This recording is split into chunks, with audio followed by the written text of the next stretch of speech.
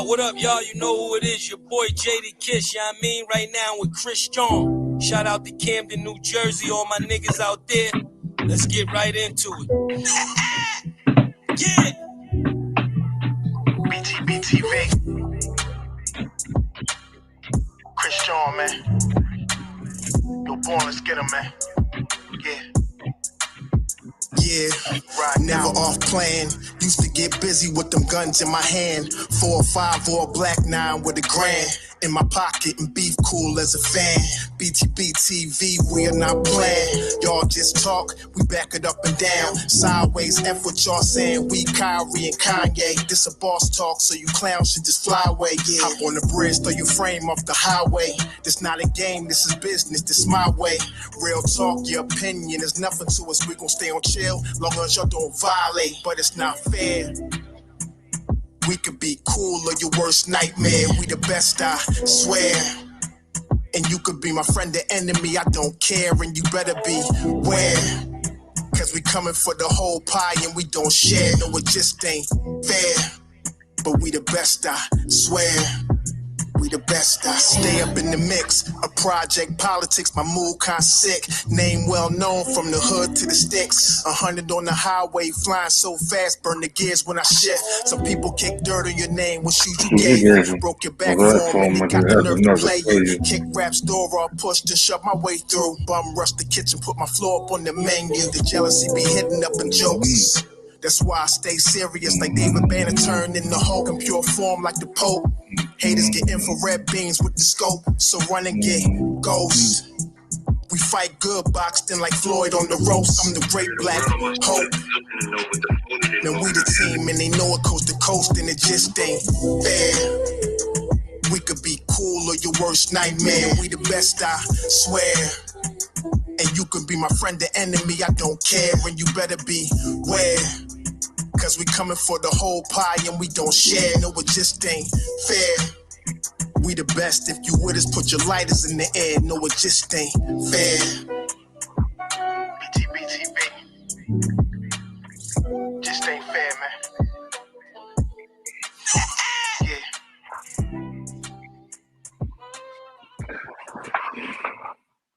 Yeah, I'm a no gang, no gang, no gang, no gang, like ooh.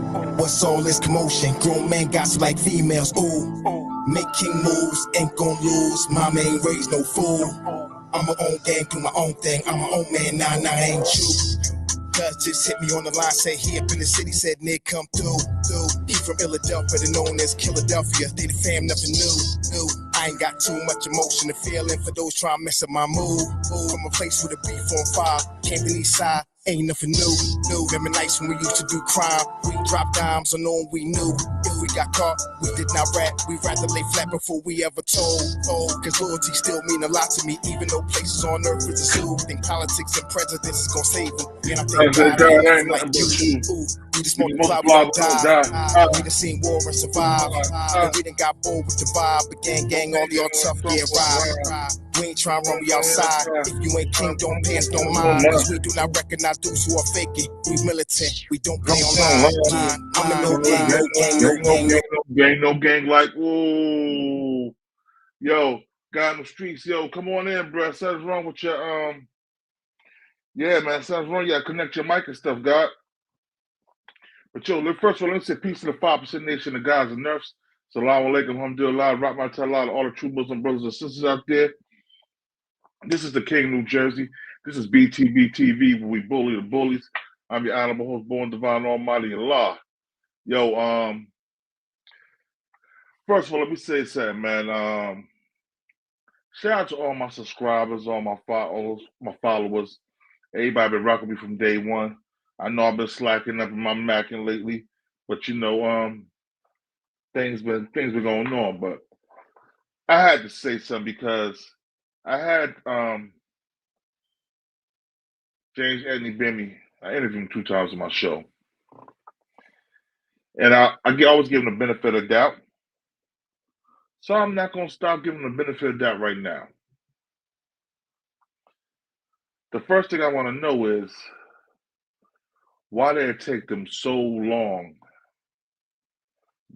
Supreme said he'd been a snitch for 40 years. Why did it take them since from 85 to now to put that out there? And you got to remember, not saying he's not a snitch, not saying he is a snitch, but you got to remember, also,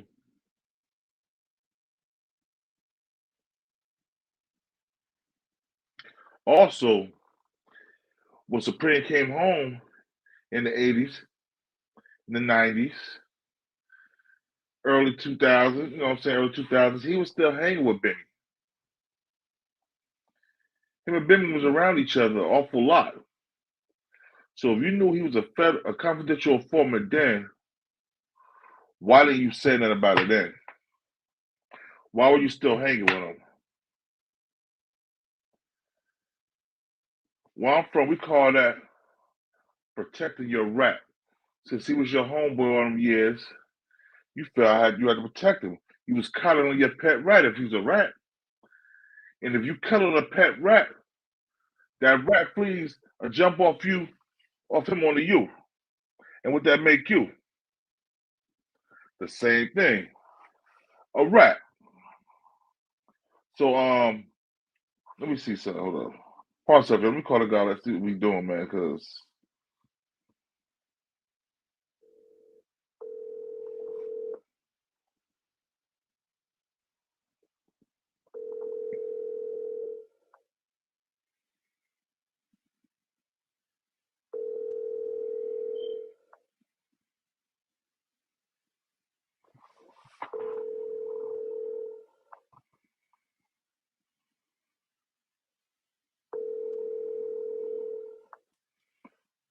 that's the phone, man.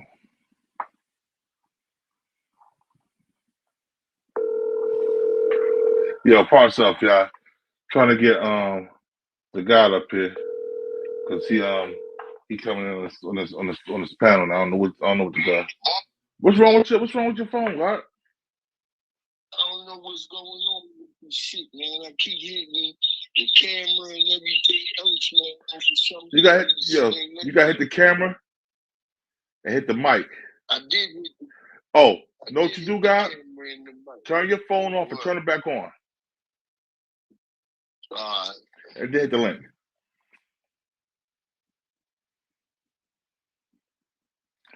All right, y'all. Well, I'm back. Well, check it, man. We're gonna get to it, man. We're gonna get to the day because Brick City Touch, salute my boy. I see you in the building, man. Let's see what we're gonna get in here, man. But while we waiting for Brick City Touch, you know what I'm saying? That the link is in the chat too, man. You want to pop up and say something about the situation, you're more than welcome. But I'm gonna let y'all see what Zip with the Drip had to say, man. Hold up. What is this? What is the video? Hold on 1 second, yeah.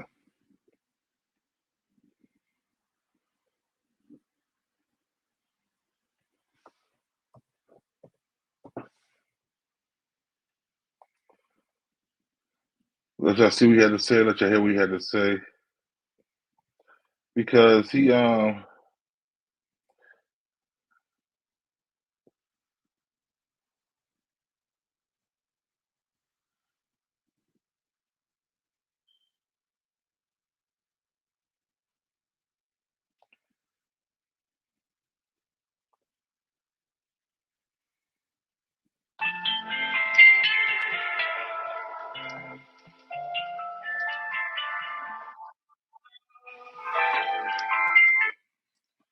Praise God.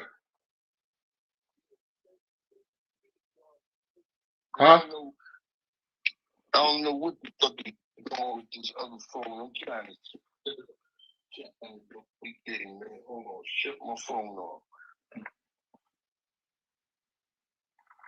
Hold on, watch that. Send it to that phone. Directly shut off your phone. Is there a specific setting you'd like to Send it what phone? Or are you looking for coverage on your device? Send it to the one you on right now, the 929 number. The what? The 929 number, my New York. All right, I got you. Right? I got you. I'm gonna send it to right now.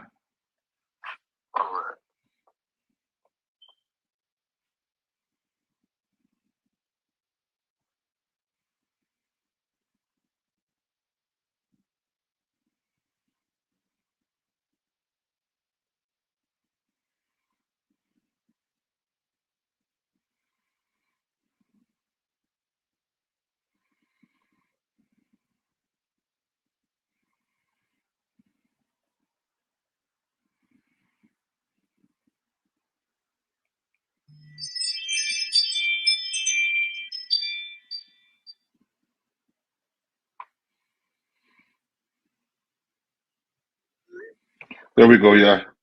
Pawn self. Now I was saying, if you want to come up, you can come up, man. It's an open panel. Now it's time for me to let everything hang out. This is it, man. To build an app with your name on it, just by thinking about it. Meet Base 44. Understand what's going on right now. All right, y'all. This is Oh, so you corporate types are rock stars? Well, that's as ridiculous as rock stars being corporate. A lot of y'all didn't take my word for it.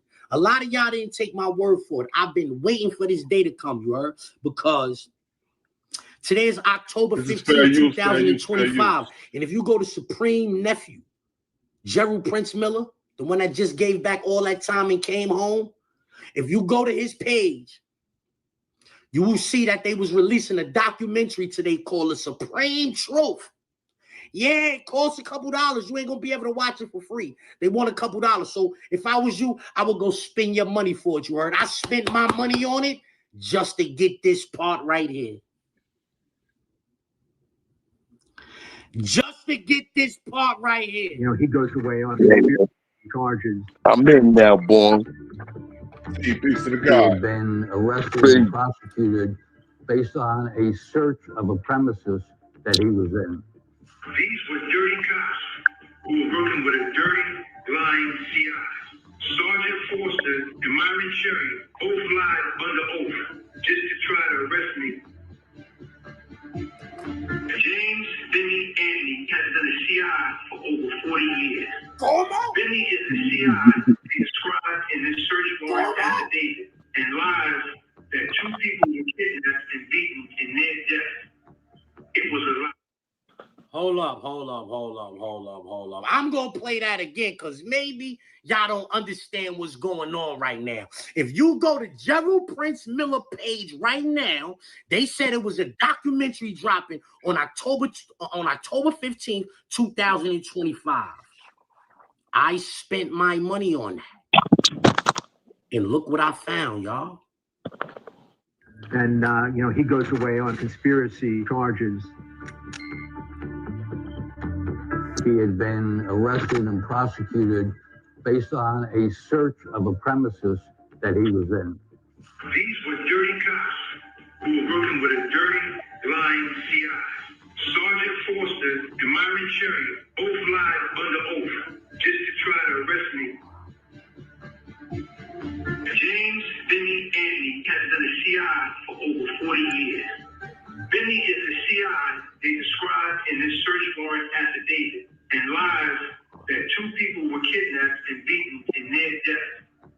It was a lie. When they did the search, no evidence of a kidnapping existed. This is what informants do. They lie. And the police and prosecutors don't care. They just want to win no matter what. Ultimately, they threw out the search, but now the federal... Build a website you love. All right. Now, I heard that, right? Mm-hmm. So, we're gonna talk about that part right there first. If you said this man been a confidential informant for 40 years, me knowing for a fact that you were still swinging with this dude in the 90s and the early 2000s before you went to jail, and you was calling this dude on the phone. Matter of fact, we got a Queen Split video somewhere where called Supreme called him, and he was on Queen Split. I don't know if y'all remember that one, huh? I need to find that one. I'm gonna look for it right now. Hold up, but I'm gonna tell you this, man. If you hang with this dude, you know this dude's an informant. If you know this dude's a rat bastard. If you know he's a rat bastard, what does that make you? You harboring a rat, right? If you're harboring a rat, the fleas from that rat is going to jump off on you and eat up your righteousness, nigga. So by you bringing that out now, after 40 years, and after he stopped taking care of you in prison because he got tired of spending money on niggas that's never coming home, now you want to get your money by doing your documentary. That's peace. And I'm not saying he isn't a rat. What I'm saying is, if he was a rat and he was hanging with y'all, what that at least make y'all mice, nigga. Mice to men. That's how I see it. If he was a rat and y'all was hanging with this rat, y'all knew he was a rat, and y'all never spoke with him 35, 40 years, that make y'all mice to men. Yo, guy, I can hear you. Brick City, I can hear you.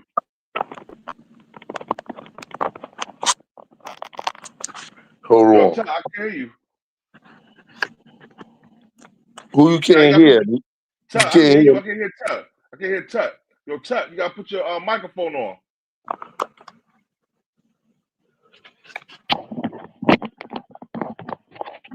Nah.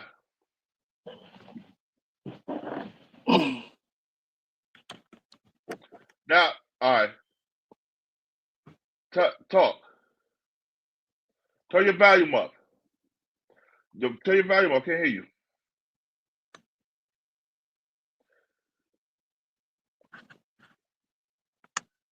You might have to take them earbuds out, man. Oh, I can't hear nothing you saying, God. Come in and come back. Go out, come back in. Yeah. Now what you were saying? Yo, Mr. Executioner, salute my little bro. I see you, man. You back in Northern Jersey, getting how you get it, nigga. I like that. Yo, so what you had to say, my brother Shabu? Be a lie. Listen. I don't know. Like I said, I gotta go with what you said about them being together after the fact. But just like everybody know, I'm from that era of time, and this is not nothing new.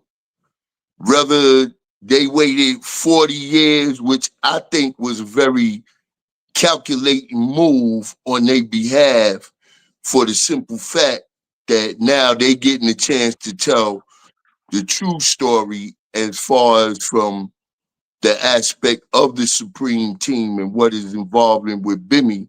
And they did their own documentary in which they can receive, their own currency from doing it. So I think that it was strategical. Now, as far as my intertwinings with them and certain things with Bimmy in perspective, this is not nothing, like I said, that's new. This is something that all of us that's from that era of time that been around. Like I told you before, God, when I was locked up in the Beacon in 91 for the 6 attempt murders on the police, inside my house was the brother of Law Bless, the ones that returned to the Essence, 2 of them. TA, which is well known out in the desert. Also, God. Yo, Tut, can you hear me now? Can you hear me? I hear you now. I hear you, God. Okay. I hear you. Okay. We good. All right. So let me continue before the brother interject. While I was facing that 165 to life for 6 attempt murders on the police, all of them was inside of my house. 4A in the Beacon. Law rest those that return to the Essence. TA, that's well known out there. Gallo, Malik Jackson, all of them. But the main one was Roy Hale, whose name was Muhammad.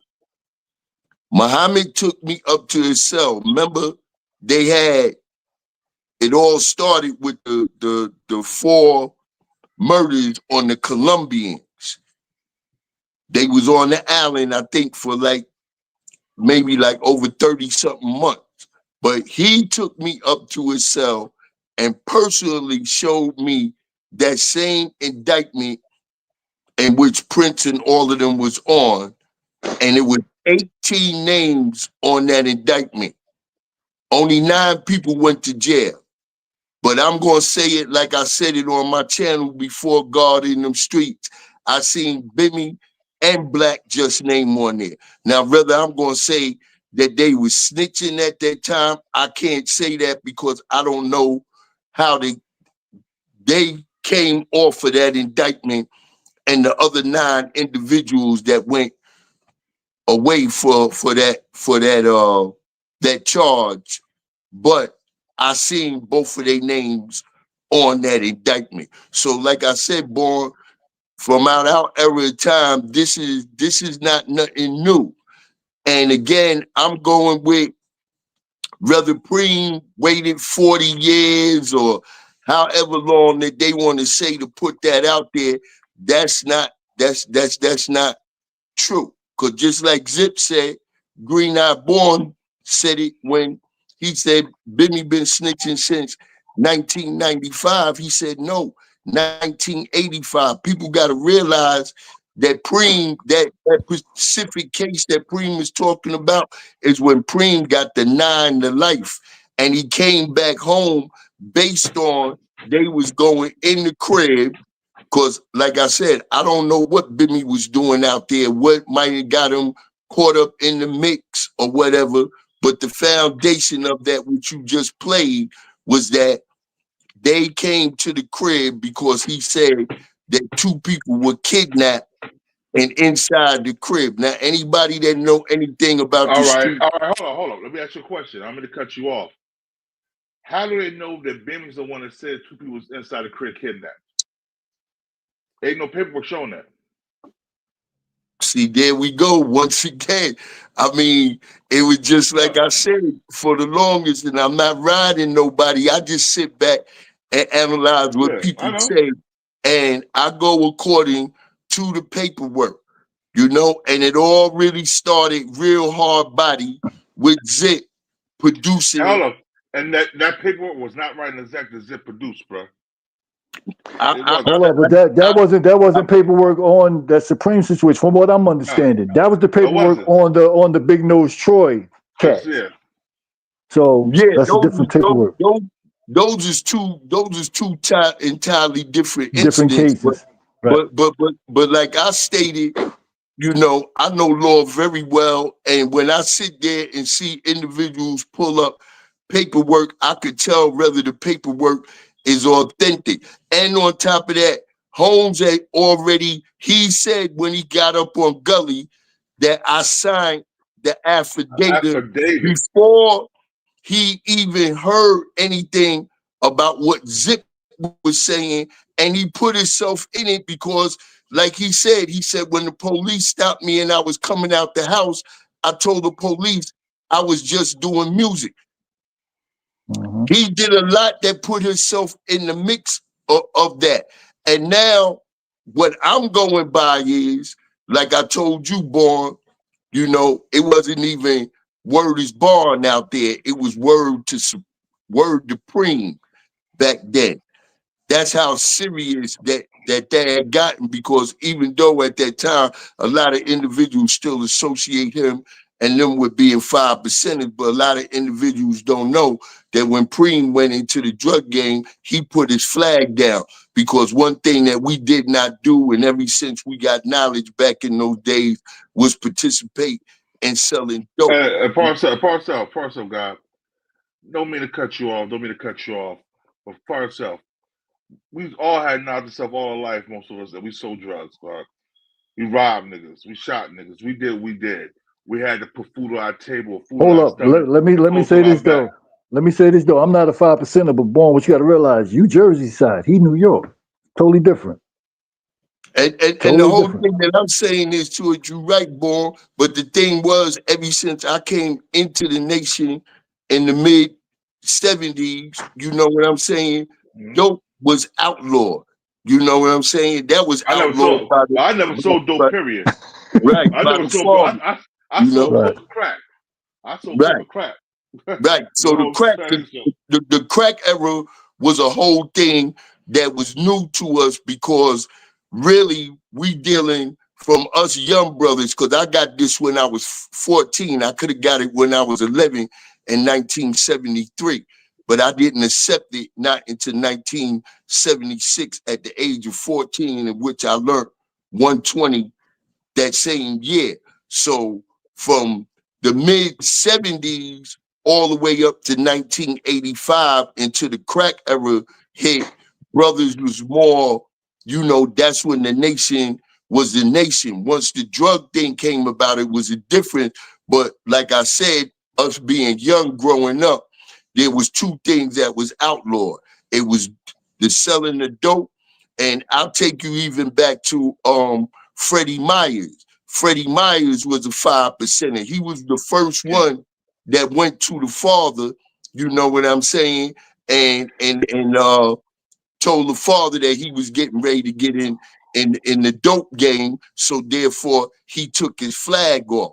The second thing was the brother that made the universal flag, Universal Shamgar, he got in front of the parliament when we was young growing up, and brothers was smoking dust and outlawed dust. So all I'm saying is that certain drugs in the nation was outlawed, even though we took it upon ourselves to go in those directions and make money.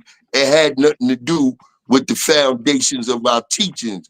And Supreme was the same. He was the same way when he made the choice that he was going to go in that direction. He said, I'm not going to be selling dope and still wearing the universal flag. So all I'm saying is, what I know from the brother, from our interactions and growing up and everything, he's always been an upright individual. So I can't see why he would wait this long to put that out there and that not be the truth. Let me step in for a minute here. And listen, I don't have a dog in the fight. Like I said, you know what I mean? These are just stories I've, you know, heard are coming along and coming up. But I want to say something as far as why he waited 40 years. Maybe within them 40 years, they're still fighting for their life. So, you know what I mean? Bringing that situation back up might have stirred something else that, you know what I mean, would have put more time or whatever. We don't know what it was, but these guys are fighting for their lives within them 40 years. So maybe that's why he didn't want to bring it up. I mean, for me to be honest, this situation's been in the internet as far as Bim, I don't want to believe that's Bim, because from the things I've seen him do and from the things I've seen him do in the music industry, I like Bim. But these accusations ain't new. Like, I've heard it years ago, not that long, but it's been years I've heard it. You know what I mean? From him supposedly been the one that called Prince's house before the feds, you know, raided it. You know what I mean? I've heard that several times. You know what I mean? But again, I don't know. I don't have a dog in the fight. So I want to know this. First of all, Prince's sister was his wife, and Prince, he was married to Prince's sister's wife. You know, I mean, he was married to Prince's wife's sister. Prince's wife's sister. Okay. Prince's wife's sister. Right. So it's all in the same house. So if he wanted to find out if Prince was there, he would ask his wife. He wouldn't ask his sister. He'd be like, "Put my wife on the phone real quick." Bro, when you in front, when you hold up. Let me say this, bro. I apologize. Go ahead. Bro, when a fella, a man, however we want to put it, is not ready to face what's in front of it, which is the police, you know, you got time or whatever, bro, you're thinking quickly. So it's not, I'm gonna call, let me speak to my wife. It's whoever answers the phone. I'm thinking, and again, I have no dog in the fight, but I know some scary dudes. I've been around, I'm 53. I've seen scary dudes all my life. And we all know that a dude that ain't built for that life, once it comes about, I'm trying to find the first way to get up out of there. It ain't about, okay, let me speak to my wife. No, it's whoever pick up the phone. Is he here? You know what I mean? At least that's my take on it. You know what I mean? So I can't. My boy Mac Mills in the building. Shout out to Mac. What up, Mac? How you, Mac? I can't. I say again. The bottom line to me is it came from the head man. That means something. That means something. That's a little bit more than let Bro, me see the yo, paperwork in a sense. that's let me see the paperwork, bro. Yo, put it like this. Paperwork show everything. Your words are bond regardless of what. Listen, your words are bond regardless of what. But if you gave them your lessons and became Muslim like Prince did, Supreme did, y'all bump your head. I don't know about Preem. I don't know nothing about Preem with that. I know about my person. I know Prince. I know Prince started bumping his head. You know what I'm saying? No disrespect to the Muslims. That's what we call you. Bump your head. Y'all make salah. Y'all make dua. Y'all make prayer. You know what I'm saying? Yep. Smoke News TV. Salute my boy. Yo, you get the link. Come up in here, bro. Because you gotta say something about this, bro. I seen you. I'm just trying to get an understanding this because again, like I said, you know, it's when you think of Bimmy, I mean, he's not even thinking of Bimmy, but that Antney name means a lot in the world, from his sister to his nephew, you know what I mean, and whatever came before that. So what everybody is trying to figure out, I guess the world, once Zip put that out there, I think it was more people telling Zip he crazy than more than, I don't know, let me go check and see if he's telling the truth. Oh, yo, Smoke News. Yo, come on up here, bro. I got the link in there. It is nasty work, man. But Devin's super solid, though. That is a Devin's super solid. Yeah, so that's why I don't want to believe it. I'm with you, Born. I want to see the paperwork if that's the case. And truthfully, again, like I said, I don't have a dog in this fight. I don't want to believe that at all. You know what I mean? But you already know once this get in the algorithm, oh boy. Let me expound on that a little bit more. All right? There's a name that a lot of them don't even want to bring up, but that's my brother. You know, and I'm going to give you an experience because I started to come at Bimmy a while ago for two things up on 10 toes. One was the thing with a brother that came out of my neighborhood that everybody know was Booty Bandit. I'm still going to say rest in peace because he never did nothing around me like that, which was called Dead on Row. And Born had called me about it, that Bimmy had said up there that Dead on Row had knocked Glaze out in jail. And no, Bimmy say 10 toes said. No, I heard it out his mouth. I watched that video. Oh, nah. I heard it out his mouth. He said that he did that to that brother. First of all, anybody with common sense know, you know, and me and Glaze got our little differences, but I grew up with him, and I'm always going to tell the truth on an individual, whether they rat it or not. Still don't take away from what my personal experience is with them, you know. And at that time, had he done that, you know what I'm saying, and you going around with a team of killers, you know that's not like nobody running off with no money on you or anything or having sex with your girl. That's going to be the number one individual that you're going to take his head. So that was a complete lie.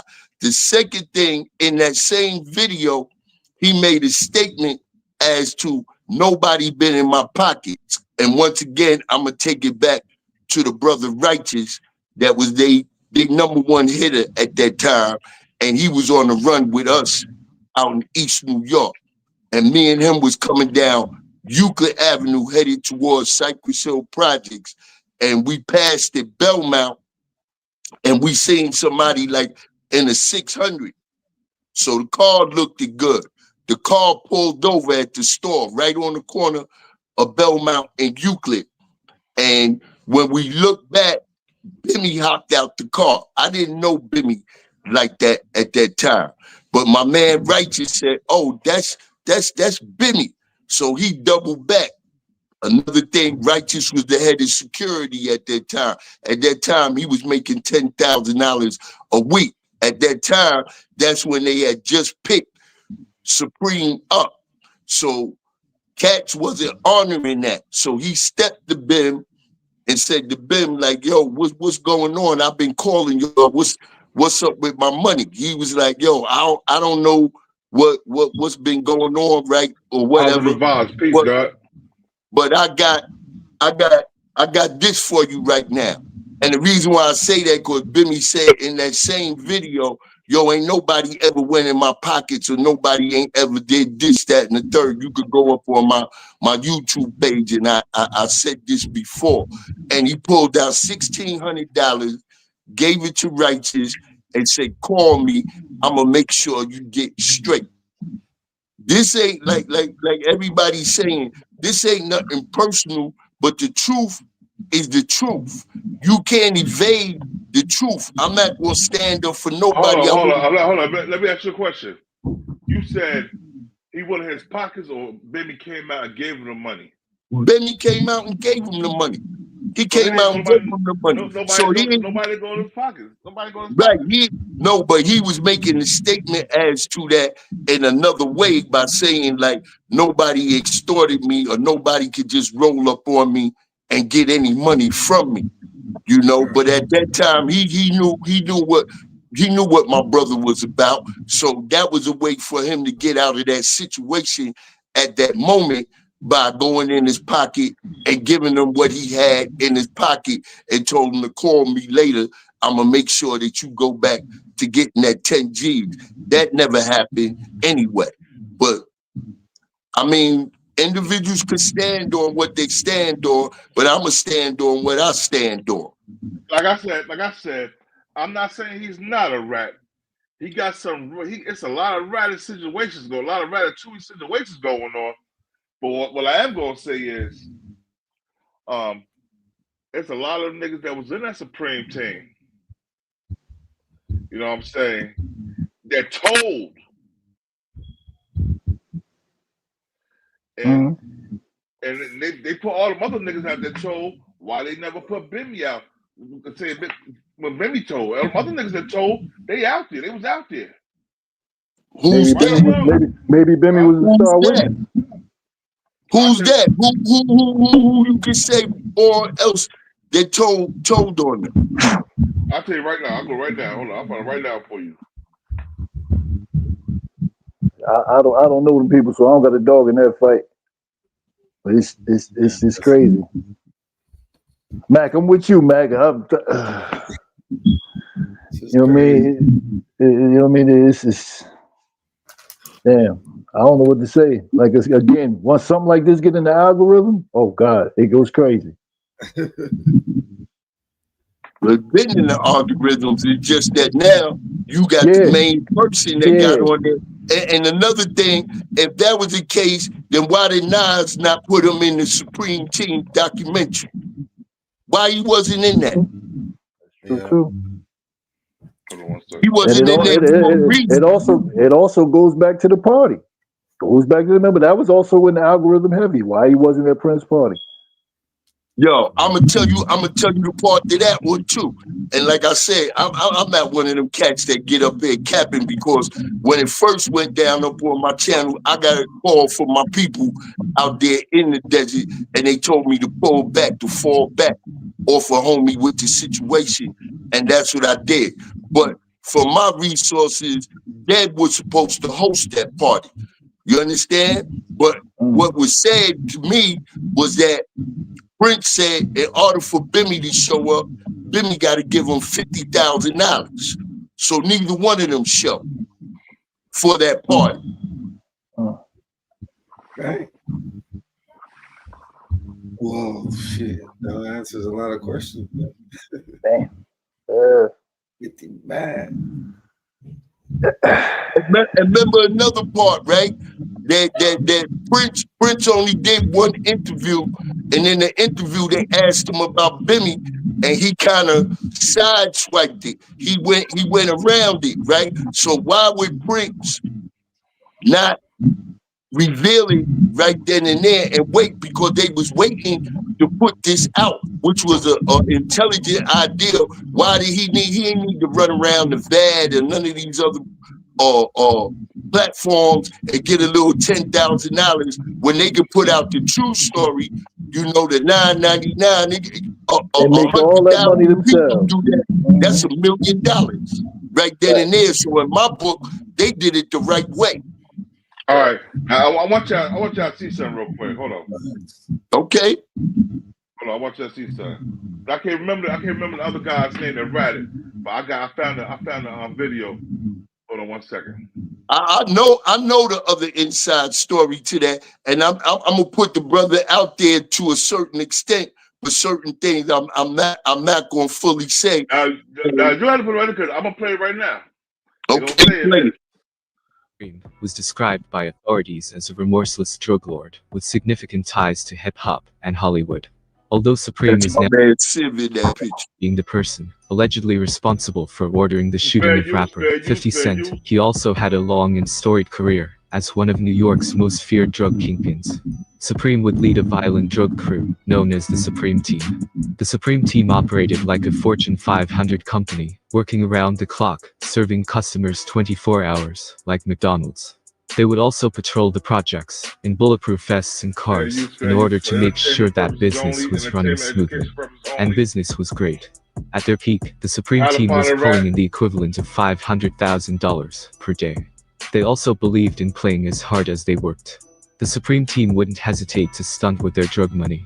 Everywhere they went, they were dressed in the nicest clothes, pushing the finest cars, and in the company of the baddest women. This luxurious lifestyle would influence an entire generation of New York rappers, from Nas to 50 Cent. To put it simply, the Supreme Team were juggernauts in the streets. And Supreme was their leader. So, let's get straight into the story of Kenneth Supreme McGriff, a certified savage. Kenneth McGriff was born in Queens, New York, on September 19, 1960. He came from a blue-collar family, both his parents employed as New York City transit workers. His father is said to have also been ex-military. Who are we?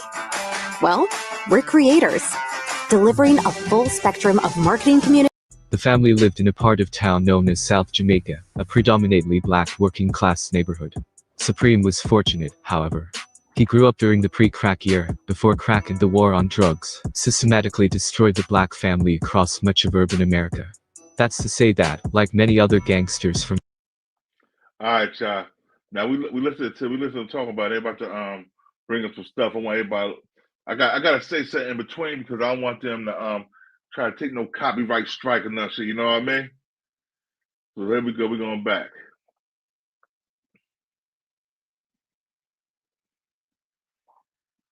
His era, Supreme came from a decent home. So, how did he transform from a regular New York kid into one of the city's most legendary drug kingpins? To answer that question, we need to skip forward to the 1970s, to Supreme's high school days. In high school, Supreme stood out from the rest of his peers. He was described as intelligent, a talented athlete, and good-looking. It was clear from young that he was special. But his teenage years were also a pivotal moment in his life. On the one hand, it's said that Supreme had plans to go to college, where he hoped to get an education and play college football. But on the other hand, he also had to deal with the temptations that came with growing up in South Jamaica at that time. He saw the hustlers in his neighborhood. They all had nice things, got the finest women, and were treated like royalty. Everyone wanted to be like them. So, Supreme had a choice to make. Should he try to go to college, get himself a good education, and hopefully lead a successful life that way? Or, should he take the other route and join the local hustlers on the block, chasing a life in the fast lane? It wasn't a difficult choice. It was still the 1970s. Segregation had only ended in 1964, when Supreme was only 4 years old. That's to say, that racism was still rampant across America. In 1973, for example, there were riots across Queens after a white police officer named Thomas Shea gunned down a 10-year-old black boy named Clifford Glover as he was walking down the street with his stepfather. Having said that, the only real opportunities available to young black men at that time involved blue-collar or menial work. Supreme and his peers would have been well aware of this.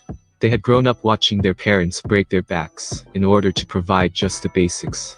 However, the local hustlers were different. They didn't have to do all of that. They did what they wanted to, lived with their middle fingers to the system, and yet, had all the nicest things. Seeing this, Supreme couldn't help but want their lifestyle. He then dropped out of high school and hit the block. This decision would not only change his life forever, but also the future of Queens and hip-hop. Oftentimes, people will say that criminals had no choice, that they were forced into the lifestyle. But Supreme, he turned to a life of crime not because he had to, but because he wanted more. In his early hustling days, Supreme was running with the 5%ers. The 5%ers, formerly known as the Nation of Gods and Earths, were born in 1964 as a splinter group from the Nation of Islam. They would sweep across the ghettos of New York and recruit thousands of disenchanted youth. This included Supreme, who joined the movement as a very young boy.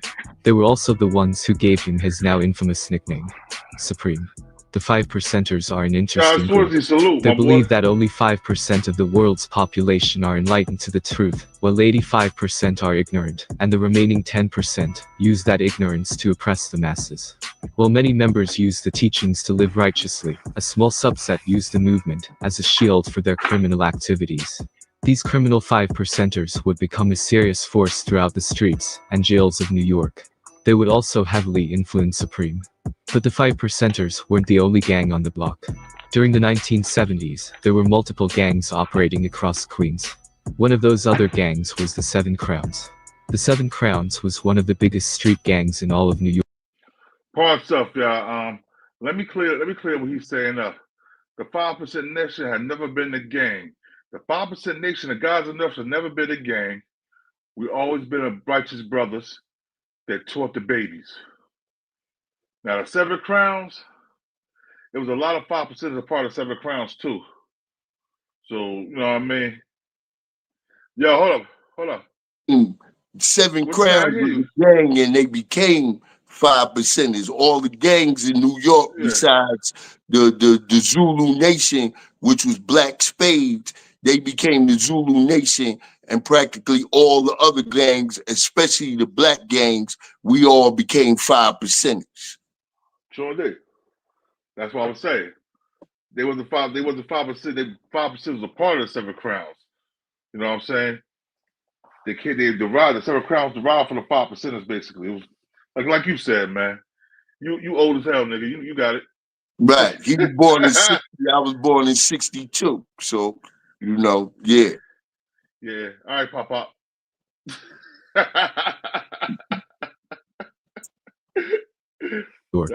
At its peak, they were said to have around 1,500 members. Prominent members of the Seven Crowns included Lorenzo Fat Cat Nichols and the Furtado brothers. The Seven Crowns and 5%ers would become rivals in the early 70s. Heroin was the drug of choice at that time, and many gangs would fight for control of the local drug market, as well as petty personal disputes. But things would change dramatically in the 80s. During that time, crack would hit the streets of New York and revolutionize the dope game. The 1980s were the golden age of New York hustlers.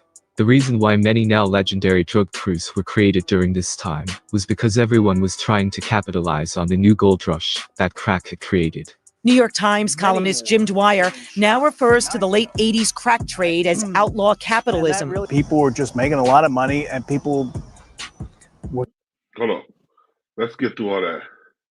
Hold on, let's get right here. Hold on. Yeah, let's get to the meat, Vaughn. That's what I'm saying. Let's get to the meat. The meat and potatoes of the situation. One to intimidate that witness, but they couldn't prove it, and therefore had to let him go. Fresh out of jail, Prince decided it was time to start the team back up. With Prince as the new number one, he appointed a man named Wilfredo Arroyo, aka C. Justice, as his second in command. Under Prince, the Supreme Team would start getting work from the Colombians. But things weren't the same. The team was making only a small fraction of what it used to. They went from making over 200,000 a day to now only around 10,000. Whether it was because of a lack of money or because Prince was a savage, the Supreme Team eventually started robbing connects. In July 1989, members of the Supreme Team were accused of robbing and brutally murdering 4 Colombians that they had lured to the Baisley projects under the pretense of a drug deal. The very next month, in August 1989, they did the same thing. They lured another 2 Colombians to the Baisley projects, before duct taping their hands, tying plastic bags over their heads, and using baseball bats to beat them to death, as the Colombians were suffocating. Shortly afterwards, in 1990, Prince and 18 other members of the Supreme Team would be taken down. Prince would be indicted for 4 murders, as well as various robbery and kidnapping charges, in connection with the earlier robberies of the Colombians. These were all state charges, though. Prince would beat the case on the basis of illegal wiretaps. However, this must have really angered the state authorities, as they then called in the feds to re-prosecute the exact same case, using the exact same wiretap evidence that was previously declared illegal. As a general rule of thumb, if you're Boy, indicted hold by it the up right feds, there. just know you're Hold going it to up jail. 1 minute. This is because the feds have a 98%. All right, Okay? Now, once again, what I stated before when I said I seen the paperwork, okay? And I'm just gonna give y'all this little part right here because the brother that's one of the youngest brothers that was of the 9 that got knocked up on that case revealed to me. That's why when you said it was other people snitching, the brother that was an old timer named Royal Hale, whose name was Muhammad. That's the one that was with me in the beacon that showed me the indictment. Once again, like I said, we was in there together. They went to court. They beat the bodies on the Colombians. He came back to the house. I said, yo, what's up? Y'all beat it. He said, Sha, something is wrong because we beat it, but they not letting us go. I think that the feds is going to come and get us. The next day, the feds came and got them. That individual is an individual which, like I said, at this present moment, in all due respect, because the brother let me know that he getting ready to write his book and do his thing with it, you know. But the brother name is Ronald Tucker, you know, and he let me know that Royal Hale is the one that really brought them down. And I got the paperwork on that, but I'm never going to do anything on it until the brother do what he got to do. And this is what I was stating. I was in the house with them when they left, when he left, because Prince wasn't in my house or nothing like that. But I was in there with Royal Hale, Muhammad at that time, and they beat the 4 bodies on the state. And then the feds came and picked it up. And that's where Prince and them ended up doing all that time.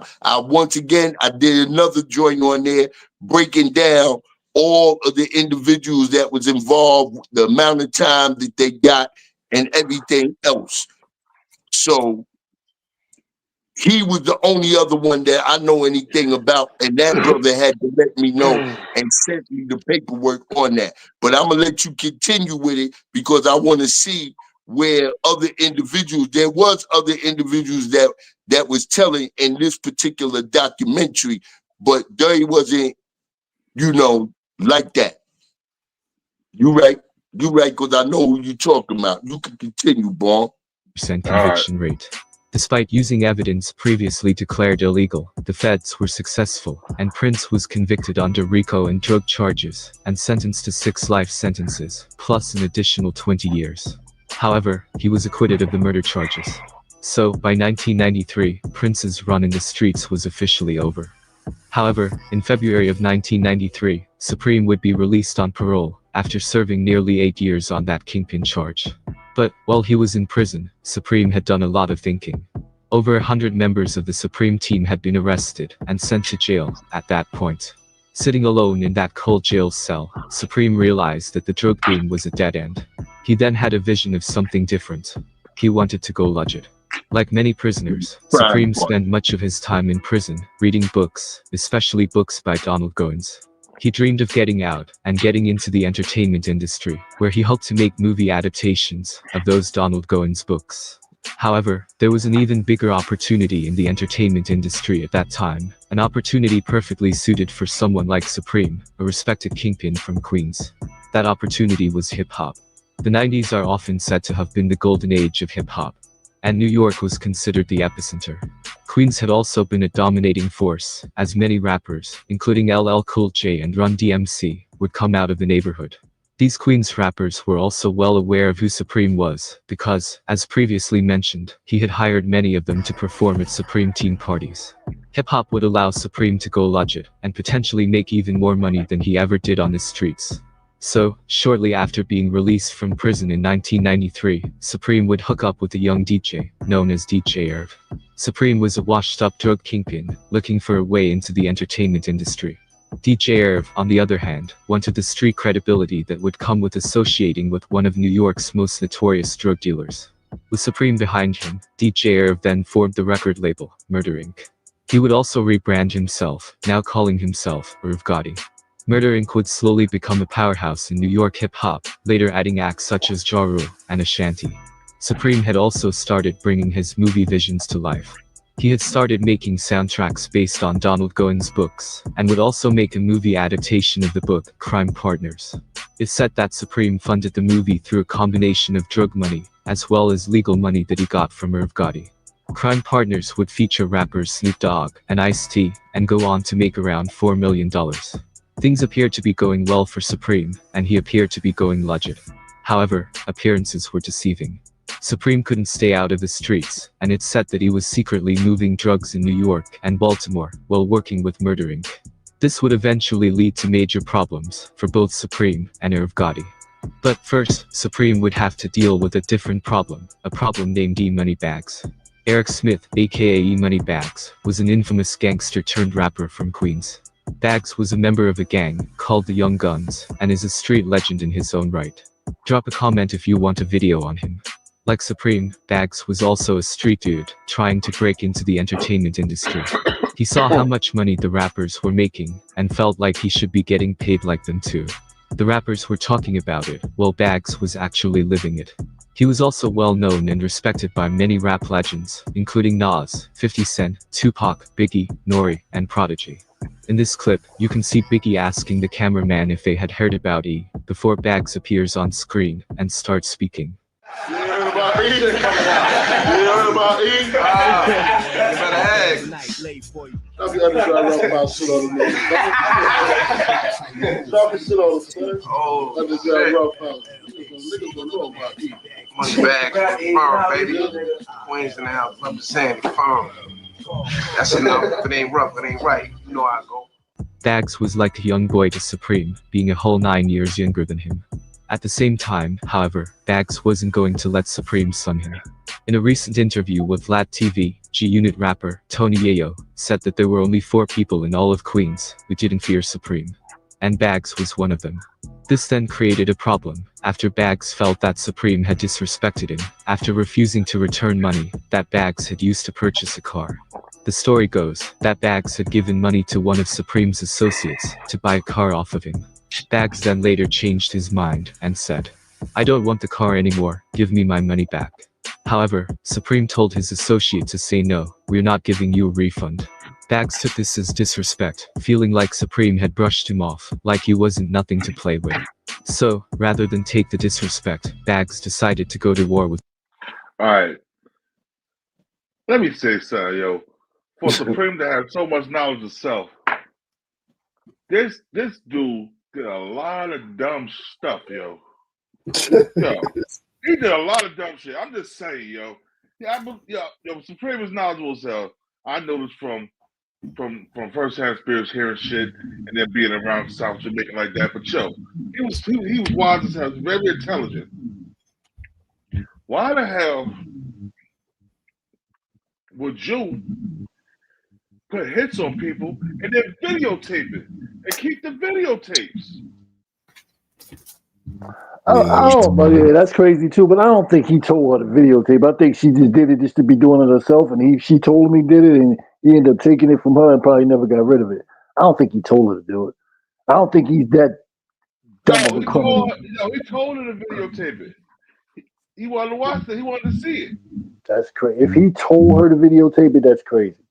Yeah, then I'm gonna consider it as that's kind of ranked as the world's dumbest criminal.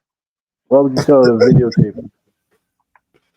Yeah, I mean, but to me, it don't make sense. I'm not gonna put that on Supreme jacket. That don't make sense. Coming from a person who he's supposed to be, that don't make sense.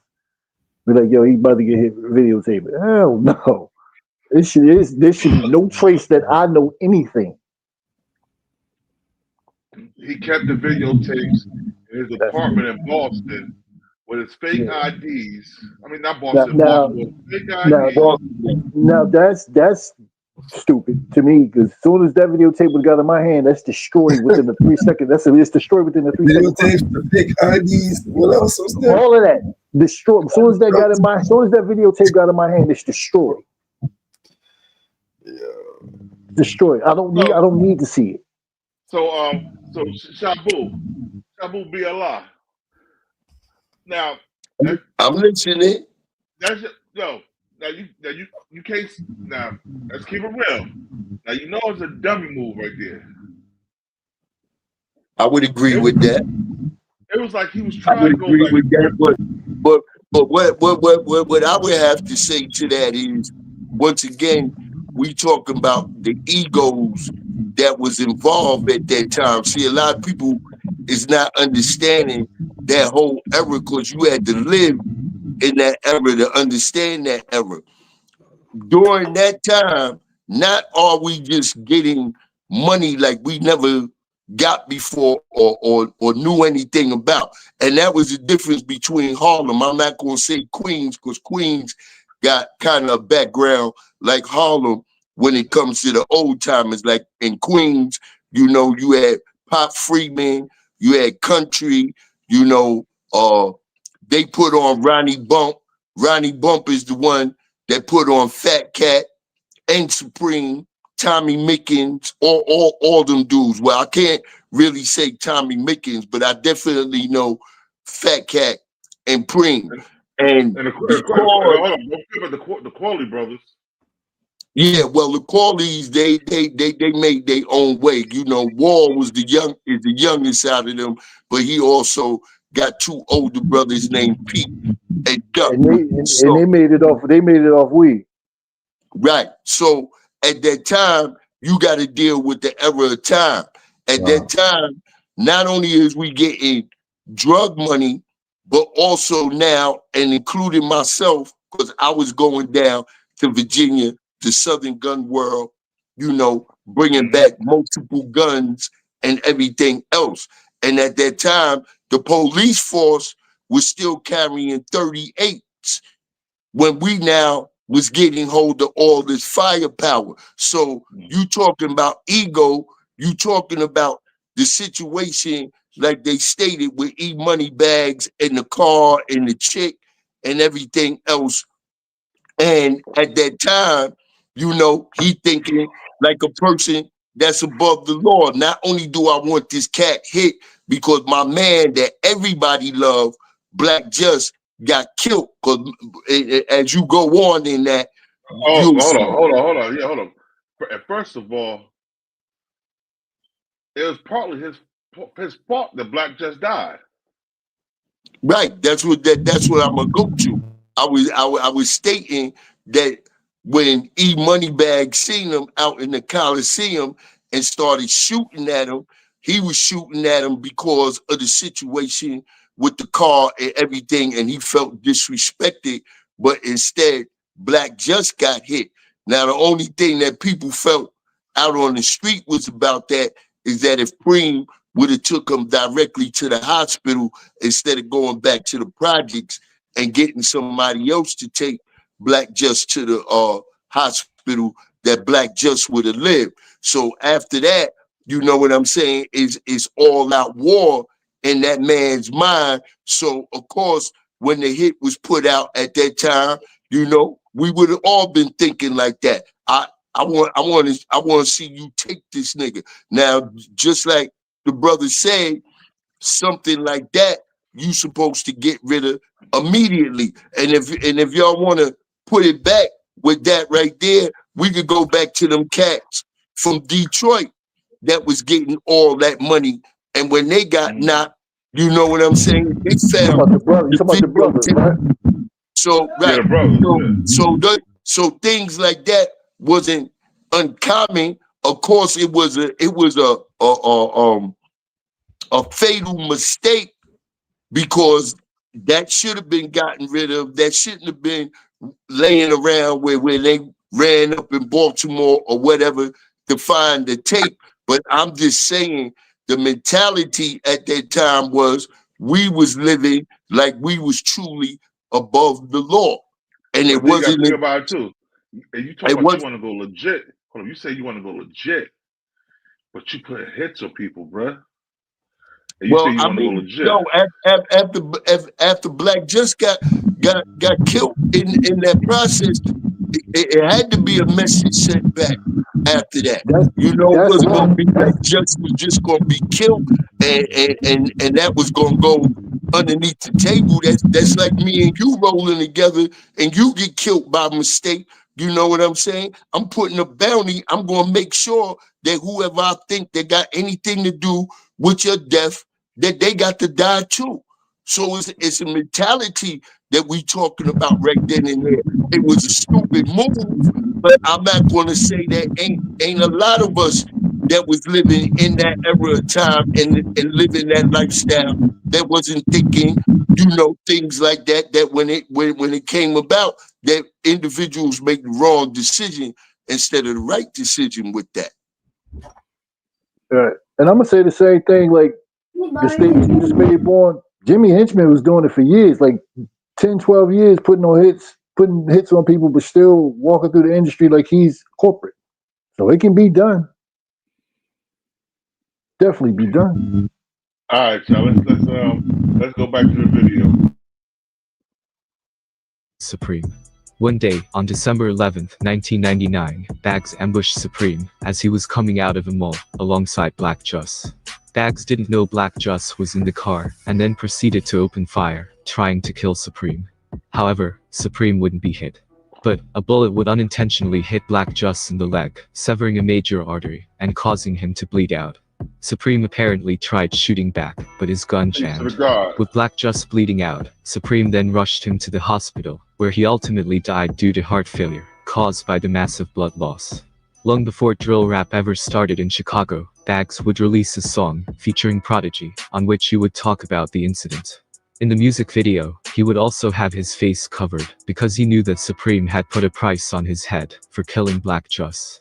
Since the days of Cisco, the guard was hard. Francisco dropped the price of the prize. Ice in my eyes. I threw the dice and had him twice. These people would be future superstar 50 Cent, who would pay tribute to Black Juss years after his death. In an Instagram post, 50 would say, quote, "R.I.P. Blackie. Everybody will do you a favor when you don't need one. But when you fucked up and somebody gives you a hand, you don't forget that shit." This N-word spirit was different. He wanted to see me win. 3.5 to 1,000, that triple beam dream, you dig. End quote. With Supreme now putting a price on his head, Bags would link up with the several other drug dealers, who also had beef with Supreme, and wanted to go to war with him. Two of those other drug dealers that Bags would reach out to were Troy Singleton, aka Big Nose Troy, and Nathan May, aka Green-Eyed Born, a former Supreme team member turned rival. They would bring the war to Supreme, even allegedly catching Irv Gotti at a recording studio, and slapping him up. However, a new person would soon join this coalition against Supreme. That person was Curtis Jackson, better known to the world as rapper 50 Cent. In the year 2000, 50 Cent was an up-and-coming rapper from Queens. But he was different than most other rappers. He actually had a real reputation in the streets, as a drug dealer and stick-up kid. His street activities also made him known to many Queens gangsters, including Supreme. That's to say, that 50 and Supreme didn't start out as enemies. However, 50 would drop a controversial track in early 2000 called Ghetto Cran. On the song, he would speak on street politics, name-dropping dozens of local gangsters, and airing out their business. He would mention the Supreme team, and some of its most known members, including Supreme, Prince, and Black Juss. He would also talk about E-Money Bags, and Big Nose Troy. Unsurprisingly, the song was controversial. He was a street dude who knew and understood the code, but still decided to release a track, publicizing street business.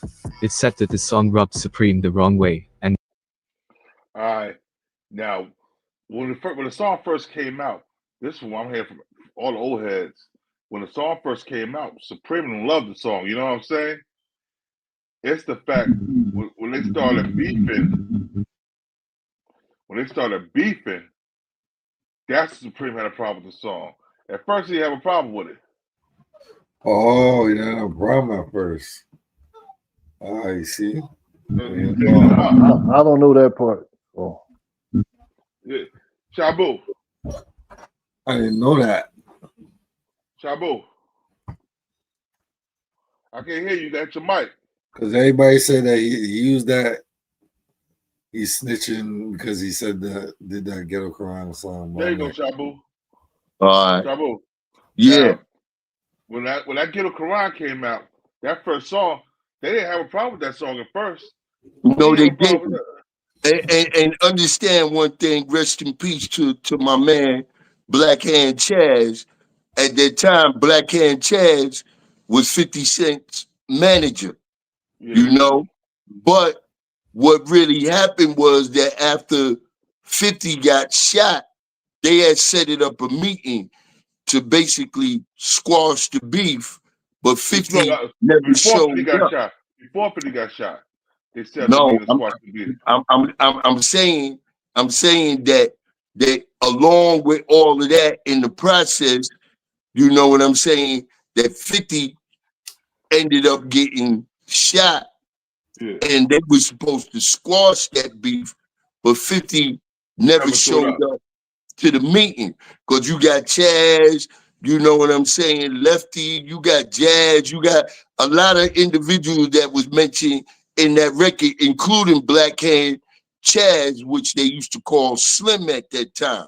So all of them is intertwined together, you know. So if there's some beef that's going on, and I got the type of pull where I could be the intermediary between it, then I'm going to step in. But by that time, it had escalated to the point where 50 felt like he couldn't even trust Chad. And that's how that basically went right there and there. But like you said, Preem, everybody else, Ghetto Quran was a salute. You know, just like we in a record called Holy Wars, made by Sir Abu back then, you know, about the 18 and the guards and everything else. So it wasn't uncommon for rappers that come out of certain neighborhoods to speak on the individuals that was in their neighborhood that held weight. So that wasn't considered a diss. It wasn't until everything else that escalated and then 50 got shot and everything else that it turned the way that it turned, where it was no looking back. But also, you got to go with what Tony Yayo said. The real beef with Preem and 50 started is because Preem came out on the block one day and saw 50 and patted 50 on his head, and then 50 turned around and patted Preem back on his head. Right, yeah, rubbed his head like, yeah. Right. So that was like the ultimate diss in this book. But like I say to all of that, you know, coming out of that era and everything else, the thing that becomes confusing is that a lot of time the individuals that got the names and everything, it's like Carlito's way. You know what I'm saying? Carlito didn't want to give Benny Blanco his respect. And you got to give individuals their respect, because they the next generation. They coming up underneath you, and if an individual is admiring you, it's more to your benefit to respect that than it is to disrespect them like he ain't nobody, because he doing what you doing, and now he's the next upcoming individual to fit those shoes. So if anything, you supposed to take that as respect and a compliment more than like, yo, I'm gonna diss this young nigga. He ain't nobody. And that's where, you know, the real little grudge more or less started out. That's a new one. I heard that story. That's a new. I didn't know that's where it started. I thought it had something to do with. I thought it had something to do with Fifth Mom. I thought though. I don't know the story. Like I said, I follow everything I see from when it first started. You're not wrong about that, because you know that right there, you know, it's always been on the street that, you know, 50 Preem and them had something to do with 50 Cent's mom. Hold on one second. Know what you saying, God?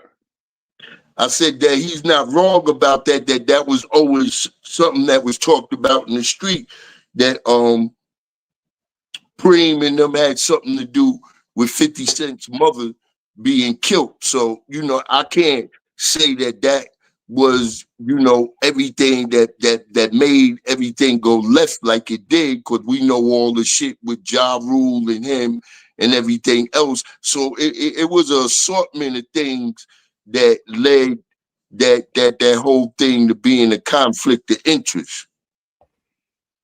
And then I was building one of the older guys from South Jamaica. He DM'd me today, right? As soon as the chick came up, he DM'd me, was telling me, "Yeah, I know you're gonna do a show today." He was like, let me tell you something first. So he was telling me, so what he said was, he's like, since Supreme is putting all this shit out there, I wonder if they're gonna tell 50 the truth.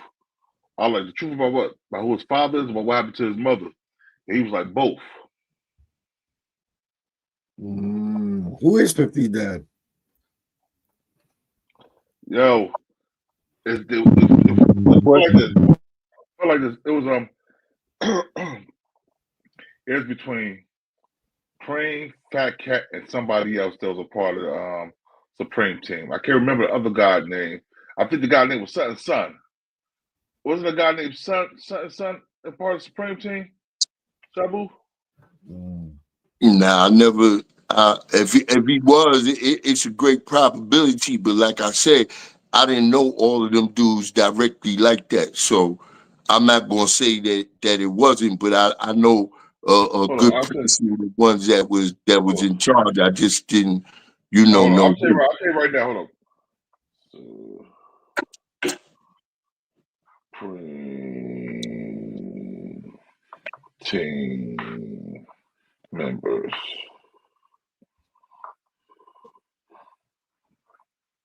All right, let's see. All right.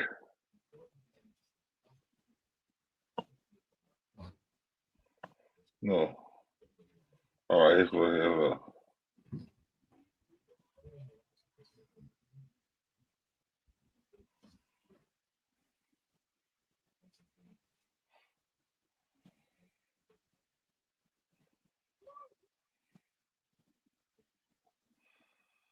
Oh, okay.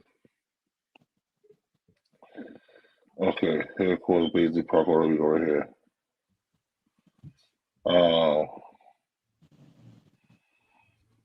Right here, hold up. The members. Founded by Supreme King Supreme McGriff. Hold I know Robo Just. I know B-Dub, Baby Wise. I know Little Supreme. You know, a couple of other ones. Jail Prince Miller. Who's the other guys? I'm trying to find the members. Lou Steffens. Lou Steffens was a part of Fat Cat.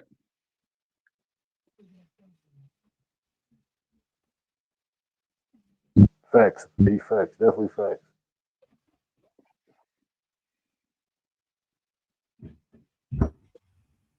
And then with Cat and them, you got another whole thing when Pappy came out there, he brought the B-Bows with him.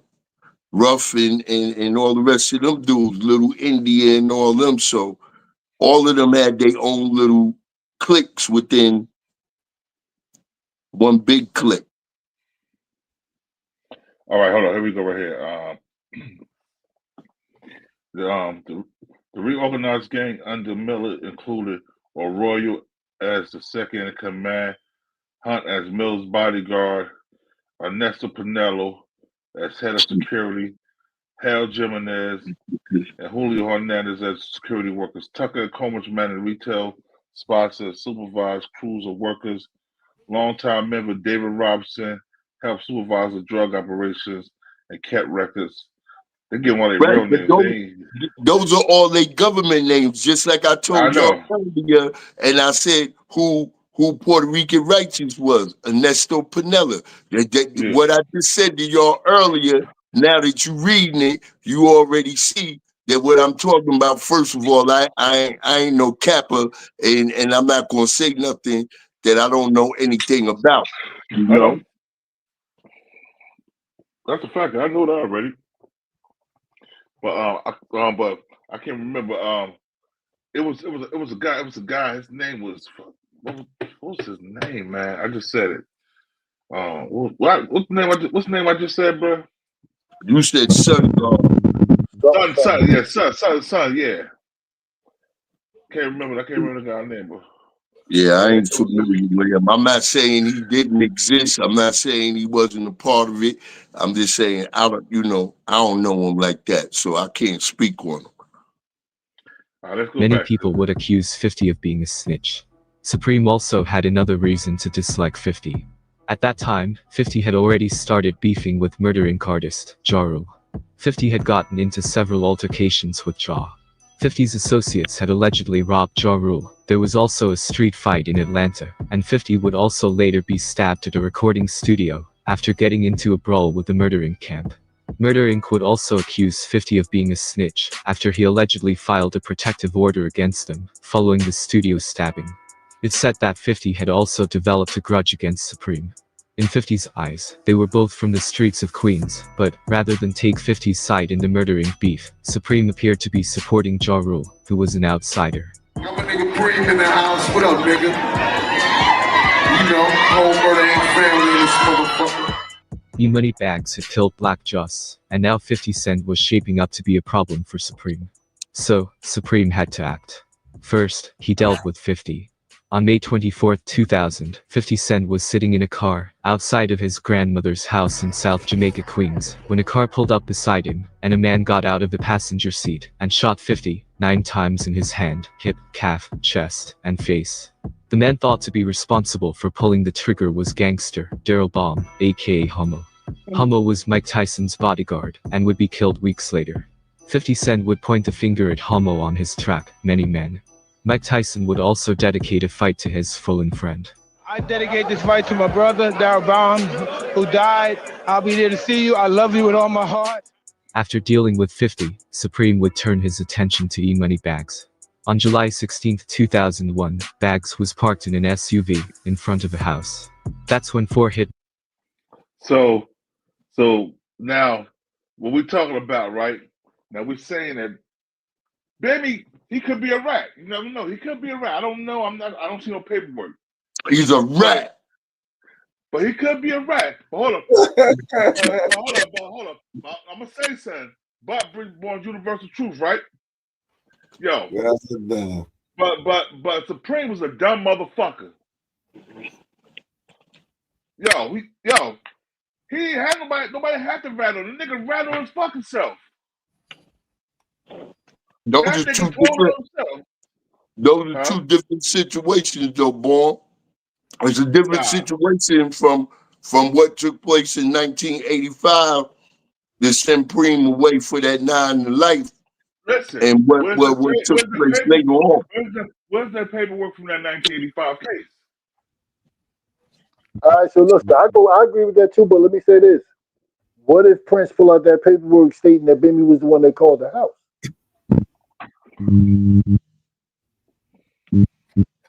Well, hold up. But also, the house phones could have been tapped. Yeah, I mean, it can go either way. It can go either way. I wasn't there, but I'm just saying, like, what if he come out and pull out the paperwork and, and the paperwork says Bimmy? Then I wholeheartedly said Bimmy's 100% a fucking rat. Yo, Born, you taking this too far. You were saying that shit before when Zip did the paperwork on him, and now Preem come out that everybody know is a stand-up individual, and now you got to see the paperwork from Preem. A man that was sitting on the couch that was a part of the case. The lawyer dude said it. They wouldn't say it if they didn't have concrete evidence. I know the brother. I'm quite sure he would put that out on him, and it wasn't the truth. If you got concrete evidence, show the goddamn concrete evidence. I bet you that's what I think it's gonna come out. Exactly. That's what I was about to say. I think it's gonna come out within either a series or a movie form. Because this right here, the whatever the Princeton just put out, That just generated a couple $100,000 for him. Guaranteed that once it's done. So now it's movie in series time. Exactly. It's gonna come out. Exactly. Money. And check this out. I'm gonna go more with Preem word than I'm gonna go with Bimmy word. Me, that's what I'm standing on. Shabu Billah, I'm standing on Preem word more than I'm standing on Bimmy word right now. Bimmy done been involved with too much shaky shit for right now to be doubting that Supreme after all this time will hold information like that. And once again, like Max said in the beginning, brothers is fighting cases. And that's the reason why a lot of us that are from that time, even with the team, the A team and everything else, certain brothers don't want you up there talking about shit, even though it's dead. And I would never be an individual that would get up here and say anything pertaining to any born cipher divine wives, which is bodies, you know, because we know that bodies don't never go anywhere. But when you got individuals that's in jail and they in there doing time, you don't know what they working on to try and get their freedom. Nobody never thought Prince would come home. So at the end of the day, you got to be careful with the things that you say up here on the internet. And this is why so many of these young dumb niggas right now is going to jail, because they using this shit for content instead of using what's the street code, which is you keep your mouth closed. You don't run your mouth about certain things, because even though I know it's a lot of things that I could say to get attention, if I know a brother is incarcerated or a brother ain't dead or something where they can't come back to haunt them, then you got to be careful with the information that you put out while you up here on the internet. Yeah. That's offending. That's true. But like I said, hold up. Now, let's go back to it's almost over, y'all. I just want Men from Harlem ambushed him, firing 40 shots into the vehicle. Baggs was hit more than 10 times and killed on the spot. Unknown to Baggs, Supreme had ordered a woman to do surveillance on him. The woman had filmed his car and then got on the phone to tell the hit squad what was happening. Part of that video surveillance was released online. Here's a screen grab of what it looked like. Supreme had further ordered the hitman to videotape the assassination so that he could later watch the video and see them killing the person who had killed his dear friend, Black Juss. There is also a picture of E-Money Baggs slumped in his car after the shooting that's circulating on the internet. However, it's not included in this video.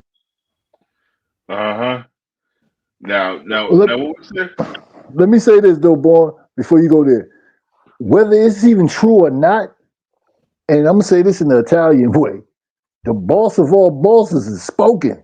So it's something's well, again, whether it's true or not, I don't want it to be true. I'm not saying the boss of all bosses, but you know what I'm saying, like he's one of the bosses coming from that era, coming from Queens. So his word mean a lot. Stand up man, not just the boss, a stand up dude. That word means a lot. For you to hardboy rap for 40 years, you a lay down dude too. Bruh, but you gotta realize there's lives involved. People trying to come home, bruh. People trying to come home. So they probably didn't want to mix no more of this up. You know what I mean? To see who, you know what I mean, for guys to come home. Preem not coming home. Prince They got did. too much evidence. They got evidence of Prince. They got videotape of Preem. You don't know that one, Born. A lot of people done came on. All I'm saying is, Born, we done went through this whole video right now, and this shit was based on you saying that a lot of people told, and in this whole goddamn video, it ain't nothing about nobody else telling a goddamn thing. This must be the wrong video. Cause I know I watched so many videos of this shit, bro. Out of respect for the family. Let me see. Hold on. I'll tell you. Let's go say it right now. Hold on. Supreme therefore couldn't get to him to take him out. Oh, here we go. Here we go. Right here. Hold on. Worried that Troy would try to retaliate for Baggs' murder in the same way that Supreme had done for Black Juss. Big Nose Troy was then killed months later on October 21st, 2001. That only left Green-Eyed Born as the last real threat to Supreme. But Green-Eyed Born had somehow managed to disappear off the face of the earth. Supreme therefore couldn't get to him to take him out. After getting rid of some major enemies, you would think Supreme was good. However, he had made a fatal mistake. Remember I told you that the assassination of E-Moneybags was videotaped. Not only would police find it, but they'd find it in the most random of places. Police would find the tape while executing a murder warrant at a random house all the way out in Baltimore. Unbeknownst to many, Supreme had been spending time out in Maryland, where he was reportedly moving weight. But, before the videotape would come back to bite him, Supreme would be locked up in December 2002, on federal weapons charges. He would regularly go to a gun range in Baltimore. However, as a convicted felon, he was prohibited from possessing any firearms. The feds then booked him on federal weapons charges, which he would later plead guilty to, and receive a 37-month sentence for. However, the day that he was arrested on those charges would be the last day he was ever a free man. First, on January 3, 2003, Murder Inc.'s offices would be raided by police. Police alleged that Supreme's movie, Crime Partners, had been financed using drug money. They further accused Irv Gotti of using Murder Inc. to launder Supreme's drug money. After going on trial, Irv and Chris Gotti were eventually acquitted in 2005, somehow managing to beat the feds. Supreme would then be charged for E-Moneybags and Big Nose Troy's murders. At his trial, prosecutors alleged it was a case of murder for hire, and that Supreme had paid $50,000 a pop in order to take out Bags and Troy. But Supreme's luck had run out. Not only did police have a video of E-Moneybags' murder, but Supreme's assets had also been frozen by the government, and he therefore had to rely on a public defender. In the end, Supreme would be convicted on the charges. The prosecutor originally wanted to make it a death penalty case. At the death penalty hearing, witnesses heard emotional testimony from the families of E-Moneybags and Big Nose Troy. What you're about to hear is the saddest part of this entire video. Troy's then 14-year-old son would give emotional testimony, explaining to the court how hard his life now was, without his father. He would say, quote, "My father was a wonderful human being. Some days, I always think, if he was here, my life would be much better. At school, I think of him all the time. One time, I waited for him, to see if he was going to come and pick me up. He never did." End quote. Absolutely heartbreaking. For more than 20 years. Despite growing up in a stable home, in terms of both the streets, an entire generation of rappers, the same rappers who would Yo, that was a wrong video. This is another video. I gotta find that. Yo, they said all boy, you made us go through all this shit for nothing. Ain't on top of that. I'm gonna put you on the spot, boy. I'm gonna put you on the spot right now. Cause you remember it was me, you, 10 Toes, and the other brother, who was it, Shiny? Right, okay. All right there. All right there. Didn't Bimmy sell you a fucking dream about getting jobs and all that shit like that? Yeah. All right then, boy. So I can't understand why right now we going through this, because at the end of the day, I don't know already.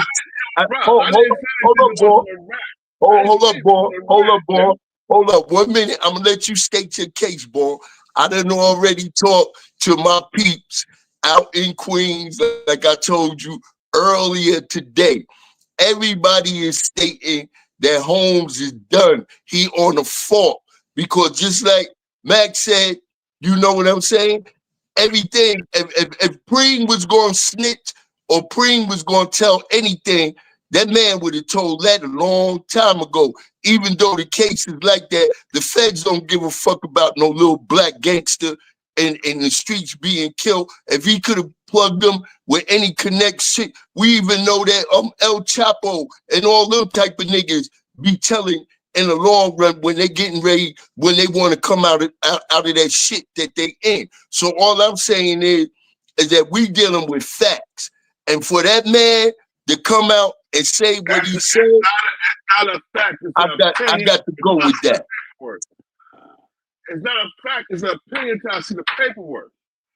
But like I said, I could believe the nigga's a rap bastard. But okay, so the question is, are you riding that Bimmy is a rat or he's not a rat? What you riding with, Born?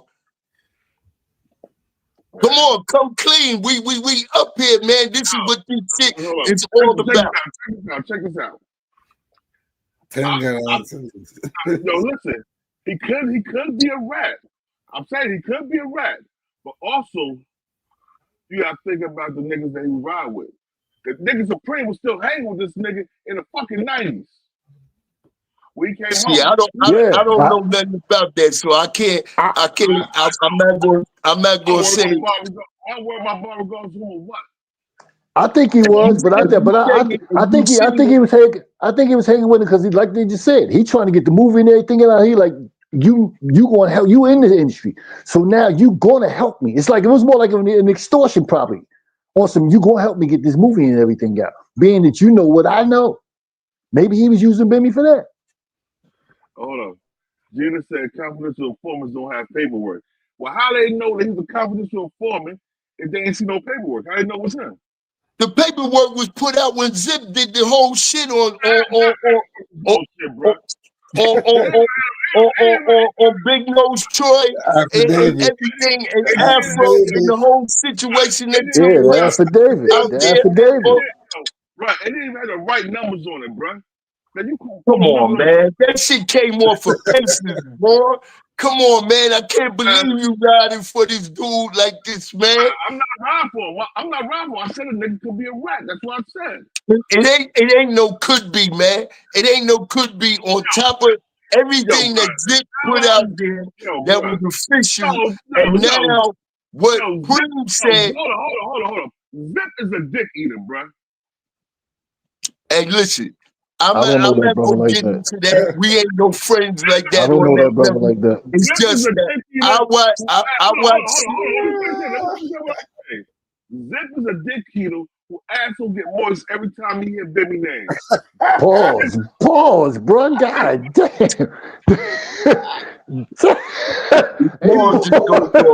Hey, boy, yo. I don't know whether you doing that shit for content. Oh shit! Come back at you. Hey, pause that, man. Like I said, when I watch some shit,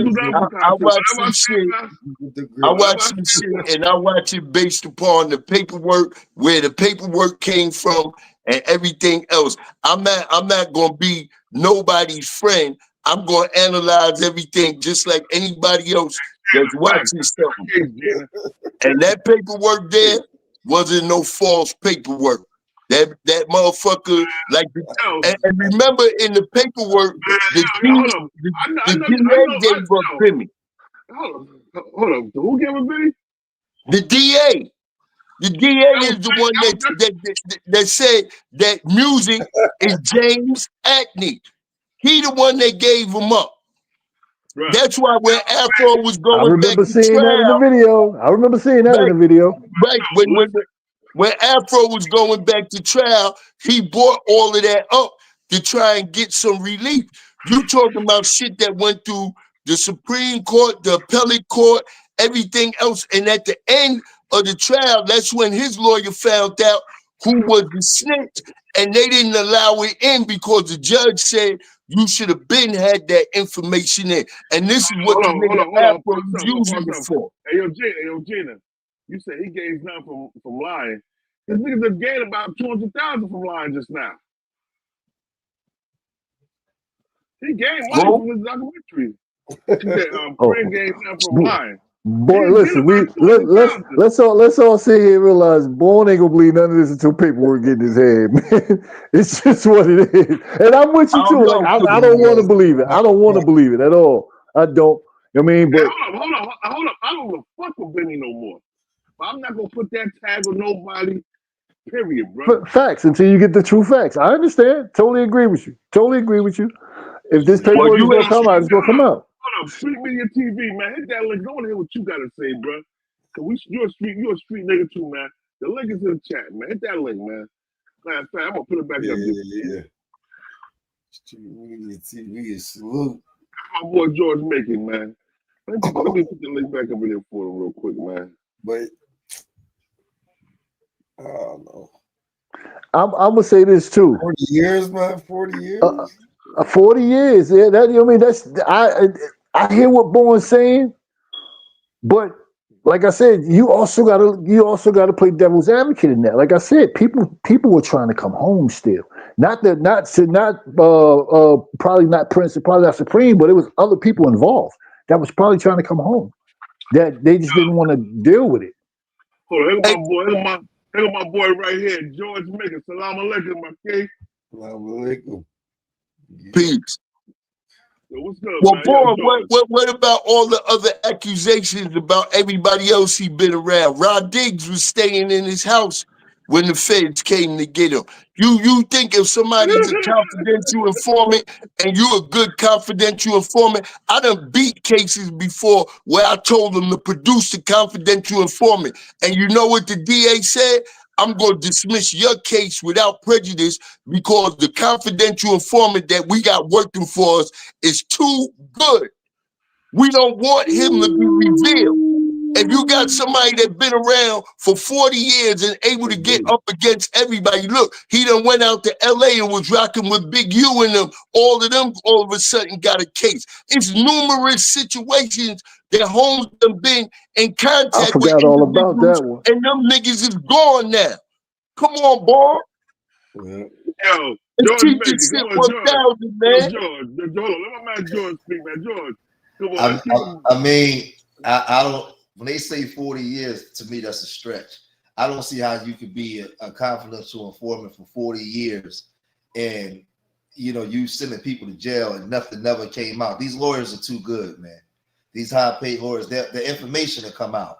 It's like, I don't know, man. It's just, George, let me ask you this, though. Hold on, let me ask you one question, George. Let me ask you this, though, George. If you're bringing in high caliber cases, like Rod Diggs' case is not a little case. Supreme case wasn't a little case. So what if it's like this type of stuff? That's a great informant. Informants like that get paid like $5,000. Like I don't know how much they get paid. I'm just saying that number. Get over 92,000 a year. He's not the first. He's not the first informer of all time. There's people that informed on bigger cases and did bigger things. That to say that he's been informing since '85. All the cases that's transpired, these lawyers would have been uncovered that shit, man. I've been around too long, man. If you in the feds, you hold on. George, 1 second. Hold on, George, 1 second. Like I'm telling them, and Supreme was hanging on him when he came back home. Yeah. I think that's the thing for me. I think that was an extortion purpose, but go ahead. I think for me, and where I'm at in my life, where I'm at in my life today at 50, honestly, as we get older, we find out that there's a lot of dudes you thought that would stand up ain't stand up. There's a lot of dudes that did a lot of things. At this point, at my age, I don't even think we should give a fuck. I don't even think we should care. Like the thing is, for us that's here now, you know, we got our faculties, we on the streets, we this. Because when you sit back now, you look at everything, it's just like, man, he just one amongst many. He just one amongst many. There's so many that done informed, that done told, that done did everything. So at this point, man, at my age where I'm at now, I don't even care. The dude that's saying he did it doing life. You know what I'm saying? For some of us, for something else. Rod Diggs, I mean, look at what he locked up for and what he was doing. So I don't know. I'm just saying, you know, it is what it is. All right, yo, George, answer this one right here, right? Check this one out, right? We all know about the gangster Whitey Bulger, right? Yep. How long was he working with the feds, killing niggas and everything else, and was still down with the feds because he was providing them information on other mafioso individuals? When a nigga is that good and could get amongst anybody that's doing something out in the street, Bimmy was a celebrity, man. So all of these dudes would come amongst them or be around them, and it wouldn't be nothing for him to find out what's going on and go back and report. And like you said, yo, snitches is getting like $92,000 a year for doing what they doing. And the more that you do it and the better that you are, the more that they're going to allow you to stay out on the street, because every time they need some information, on the next new and upcoming gangster or whatever it may be, that you the type of dude that can provide that. That's what I'm saying as far as somebody saying that 40 years ain't nothing. They probably got niggas on the payroll that might have been from the 60s. They're still out here on the street if they involved doing something, man. That's the point. You can't say that. That's the point that I make. But that's the point that I'm making. Is listen, anybody that's been out here that's been getting them stones in the 80s and the 90s, that was, you know, really getting them in, dealing with them people. You already know that there's a lot of shit your connects telling. There's a whole bunch of people that's been telling. It's not nothing new. My whole thing is I need to see who are the people outside of who are the people that's come forward and said, yo, man, this dude name came up or a nickname or something came up in my case, man, that in regards to him. Like in the last 40 years, like who are these people that can come up, whether you in Cali, whether you in Queens and Harlem, whoever, wherever. Atlanta. So George, you ain't watched none of the shit that Zip did on him over a year ago with the whole case with Troy and Moneybag. Zip is a literate dummy. Zip is a dummy. Hey, boy, stop, yo. Stop, boy. Stop, boy. Stop, boy. Boy's well. What I'm saying is for the level. See, this ain't some little dude just buying 2 stones to put on the block.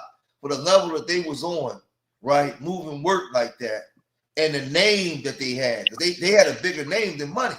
The name that they had, being able to move around, it'd have been something salacious already on the table that it would have been undeniable fact. It's impossible to be out there like that, especially black. Whitey Bulger's a different story. He was like an Irish white mafioso. Where there's a lot of other things that go down amongst that kind of stuff that they're connected to. These is black people, man.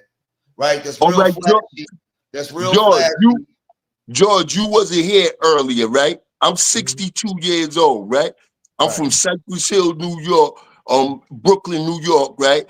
I'm one of the original founders of the A-Team out there. Right. You understand what I'm saying? So I'm from that era. I moved with all of them. All of us, Preem and all of us, Prince and all of us, we grew up as young 5%ers together. Preem is born in 60, I'm born in 62. So I'm not one of these dudes that just gonna sit up there and just say something like this. What I'm saying is to you that this ain't nothing new. This been out there on the streets with us about Bimmy being a snitch, and then just look at it outside the thing, the situation with him fucking with the rapper broad Antoinette and the other broad and him getting trapped off with, you know, the keys of coke and Bobby and Whitney and them bailing them out. You're not going to be actively involved with something like that on that level when individuals go down, you know what I'm saying? And you not bought in one way or another. So individuals have been compromised a long time ago. And all I'm saying is based on homie, because I gave up a lot of other information prior to you getting on there, and they see that I know what I'm talking about because Born played the video and certain names that I mentioned before they even spoke about it, their government names and everything else. So I'm not basing this right here on no emotions or no feelings. I'm basing this because I was an individual that lived in that time, that participated in that world and was a part of something. Yeah, Tupac made us super big with the shot and you know, him saying it was them fools from New York, you know, but everybody that was in Brooklyn at that time, they knew who we was. You know what I'm saying? So I'm not one of them dudes that just sitting up here. And I know Bimmy and them, they still run around with all my team out there in Queens and everything. I'm talking about nowadays, the youngins and everything else. So I'm not the type of dude that's going to sit up here and put something like that on an individual if this ain't something that was already known. And this is the problem, right? Is that Bimmy had no reason to even get up here and get involved with this internet shit. The same way I didn't. The only reason I came out and started doing this shit right there is because Glaze bought me out with the 18 thing, and the original 18s was basically all 5%ers. Otherwise, coming out of that era, we not the type of dude. I used to didn't even take pictures with individuals because, for one, if you taking a picture with somebody, you don't know who hands that picture gonna end up in. If I got beef with somebody and I done took some pictures at the club or whatever, niggas know what I look like. If some other shit go down and they get hold of another nigga and now he end up in the precinct and I ain't got no knowledge of it, you know what I'm saying? Here's a picture of the dude. So we moved it entirely different. You know what I'm saying? And the ones that didn't move different is the ones that ended up with an asshole full of time. But let me say this though. But let me respond to what you're saying, because see, we are older now, right? And it, like we can look back 30, 40 years ago, and then we can look at today, right? What I found out, I got a brother it's been 24 years. He's on his way home, right? Right. You got the stand-up dudes, right? That's to the core with it. But then if you go in these federal courtrooms in Philadelphia, in New York City, in Baltimore, DC, Boston, niggas been telling, they've been getting dudes locked up. I guarantee you, when you deal with what's Supreme nephew name? How many people was on his case? How many people was on his case when he got all that time? How many people testified? People been telling. They've been. All I'm saying is I've learned that you got the true blue OGs that's with it, but then you got so many other people that tell. So at this point, especially today's now where everybody glorify the rat, at this point, I don't even think that we should give a shit. Because we got 30 years of history of seeing the OG that was just speaking. I guarantee you, coming from Brooklyn, he know a bunch of niggas that got on that stand that he never would have thought got on that stand. The majority, just like I told you, I grew up with Glaze, Tut, Puerto Rican Jesus. All of them is from my project. A lot of niggas do that. Too. And these are all dudes that would kill you. They got on that stand.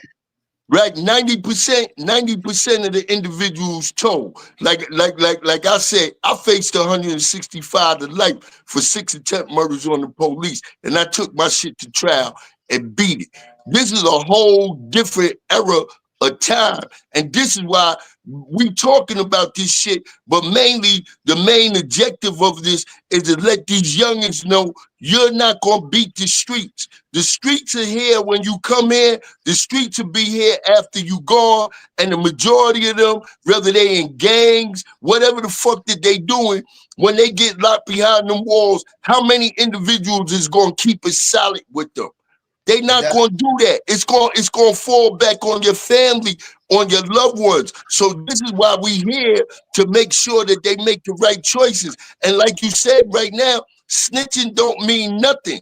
This is just a topic that we talking about. But overall, the majority of the individuals that when they placed under that type of pressure, 40 to 50 years, and this is why the police know, they could go snatch a nigga that might have only been facing a 1 to 3 that know everything about your organization, and the police ain't got shit on them, but because they tell that nigga while he's sitting there, oh, you know you're gonna get 40 years, you know you're gonna get life, this nigga start running their mouth for everything. And like you said, even Fat Cat, prior to the shit that happened with him with White Boy Rick, there's a joint where Lloyd Banks' uncle, that was the 5%. I think his name was Latik or Sharif, something like that. In 1977, he told on him with a gun case. So you're absolutely right. It's very few of us right now that could say that, you know, we never told. And that's why what you said is also important. As older men and understanding all that, you should never put yourself in a position where the consequences you cannot handle. If you can't handle the consequences, like Beretta used to say in that old sitcom, if you can't do the time, don't do the crime. But just think of this though. Just think of this. How many dudes, and this is why I got the mentality I got today when we in the youth prisons, my organization, talking to these young people, right? I say it two ways. I tell the young people all the time, they got this new thing online where they going around calling young black kids YNs. And I was just saying on my channel today, I think that's the dumbest thing I ever heard in my life, because whenever somebody black do something, the whole community get the blame. So now if your son is going for a job or your daughter going for a job, or they get like a little minor case they got to go in front of a judge. When you make black kids be known as YNs, now everybody got a preconceived notion. We shouldn't be using that term YN to call our babies that. That's stupid as fuck, right? So like when I'm in there, I'm explaining to these kids, when you get in front of these judges today, especially with who in office, they already got a preconceived notion about you. Please don't go in front of these judges with a gun or for a shooting. If you were supposed to get, if they can give you 10 years, but the max is 50, you getting 50 because you a YN. We got to get these YNs out of here. That's the narrative, right? So what I'm saying is they've been doing this. Listen, my brother is in jail because he was getting money, but somebody in DC that he was cool with, never did business with. But when he would go out of town, Cancun, Bahamas, they were all beat up and they got all pictures together. Boy get caught up in his indictment in Virginia, go in front of a grand jury. He started mentioning names of people from Philly and Jersey and everywhere else. Get everybody else mixed up. That shit been going on forever. It's a lot. So that's why I had a mentality. Where I'm at now, I wouldn't give a damn who Bimmy snitched on. I'm 50 years old. I'm sitting in this chair. My kids upstairs. My wife upstairs. I got my freedom. I ain't in jail. We're waiting for my brother to come home. Man, listen, that's the game. It's fucked up, but that's the game. And half them dudes you call, I tell y'all that's watching, half of outside of Bimmy, because I don't even know Bimmy like that, but a lot of those dudes we call snitches, those are the same dudes that'll kill you and kill your mother. You couldn't call them a snitch to their face. That's how hardcore the streets is. That one dude that you were scared of when he got in there, he gonna tell, but he the same nigga that'll kill your mother. You wouldn't call him a snitch to you, a rat to his face. So that's how hardcore these streets is, man. Preacher, a prime example of that. And lived on the yard in jail, in federal penitentiary. 5 people trying to come at him at one time, and he sent them out. So what you're saying is all, actual facts, and this is why we got to keep it in mind. And like I said, once again, we came out of the gang era. We came from Tomahawks, Jolly Stompers, Black Spades, ex-Vandals, all of them gangs, and we got knowledge of self, But from the mid-70s until the mid-80s, where the crack era came along, it did damage. It's like every black political movement that we've ever had has been destroyed because they have always been able to infiltrate us. You know what I'm saying? They've always been able to infiltrate us. They've always had people that was amongst us that we thought was our people, but all the time they was working with the opposite side. And the biggest difference is right now is that everything is on camera. Everything is recorded. Back in that time, if you killed the person and Miss Betty was in the window and they had her to testify, and now all of a sudden she get put under pressure, she ain't gonna testify. But right now, if you kill somebody, not only is it on the street camera, 9 out of 10, you gotta worry that somebody was in their window or somebody was outside with their phone recording it. So you ain't got no wins against the system. Hold up, Gina. I gotta say something, Gina. Some niggas won't. I call a nigga to the rat in his face in a heartbeat. I call a lot of niggas from my hood that I knew was rats, and I call them their face. I told their family, or your cousin is a mutt, he's a rat. That's me. I don't care. What you gonna do something to me? I'm 6'7", 320 pounds, man. Let's make it happen. Yeah, no, but see, you a different type of dude, and you a big dude. But most of these guys on the streets, most of these dudes on the streets, they ain't doing that. But it's just, I think what happens is too, in today's time with the internet, and this is a disclaimer for some of you people, man, that's talking about Bimmy. If you ain't from the streets, You ain't never sold no cocaine. You ain't never even seen a kilo of coke. You ain't never shot at nobody. You ain't in the street. Well, Bimmy ain't just shouldn't you be in the conversation? Stay on the pavement. If you ain't in the streets, why you worrying about Bimmy being a rat? That's the problem with today's time. And I tell these young people, dude, you a fucking gamer. You do skateboards. You hang with the chicks. Nigga, you ain't out there with them things. Like, that's not, why you talking about Bimmy? Nigga, what you care about who a rat is? You, the lines are blurred. The lines are blurred. Stay out the way. If you ain't in the streets, you shouldn't even be talking about Bimmy at all. At all. So that's what I'm saying. For me, I'm retired. So where I'm at with it, I don't care because I already know how this game goes. Yo, Tion, watch up. Tion Wallace, show your face, bro. Show your face, Tion Wallace. Yeah, you shouldn't even care, man. The streets is a real dangerous, treacherous place, man. And the OG that was speaking of 62, he's same age as my brother. Y'all come from the generation before. I'm the baby. I come after y'all. So when y'all went down, our generation was even more treacherous because it gets worse over time. It was even more treacherous, more rats. So y'all had more loyalty than my generation had, and they still was snitching during y'all time. Hey,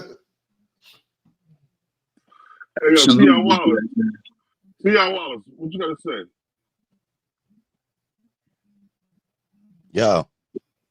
Yo. Yeah, my bad. I don't have no camera, yo. It's E-Man Films. Look, right. What's up, bro? What's good, bro? Same old. Salute to your channel too, bro. Appreciate you, bro. I was listening to y'all conversation, and since y'all got sense, I wanted to ask y'all something, right? How much of this has to do with Def Jam directly controlling hip hop and it being connected to the private prison industry and the Atlanta fake Bloods, being as though Bimmy is from Queens, the Bloods, the Jamaica Queens connection, the drug war that went down in the black community and filling up the prisons. How much does he have to do with this whole, and the 5% connection? I ain't forgetting that. And y'all all New Yorkers, I'm from Baltimore. I've really got a problem with y'all New York 5%ers and the way that y'all bled throughout the United States.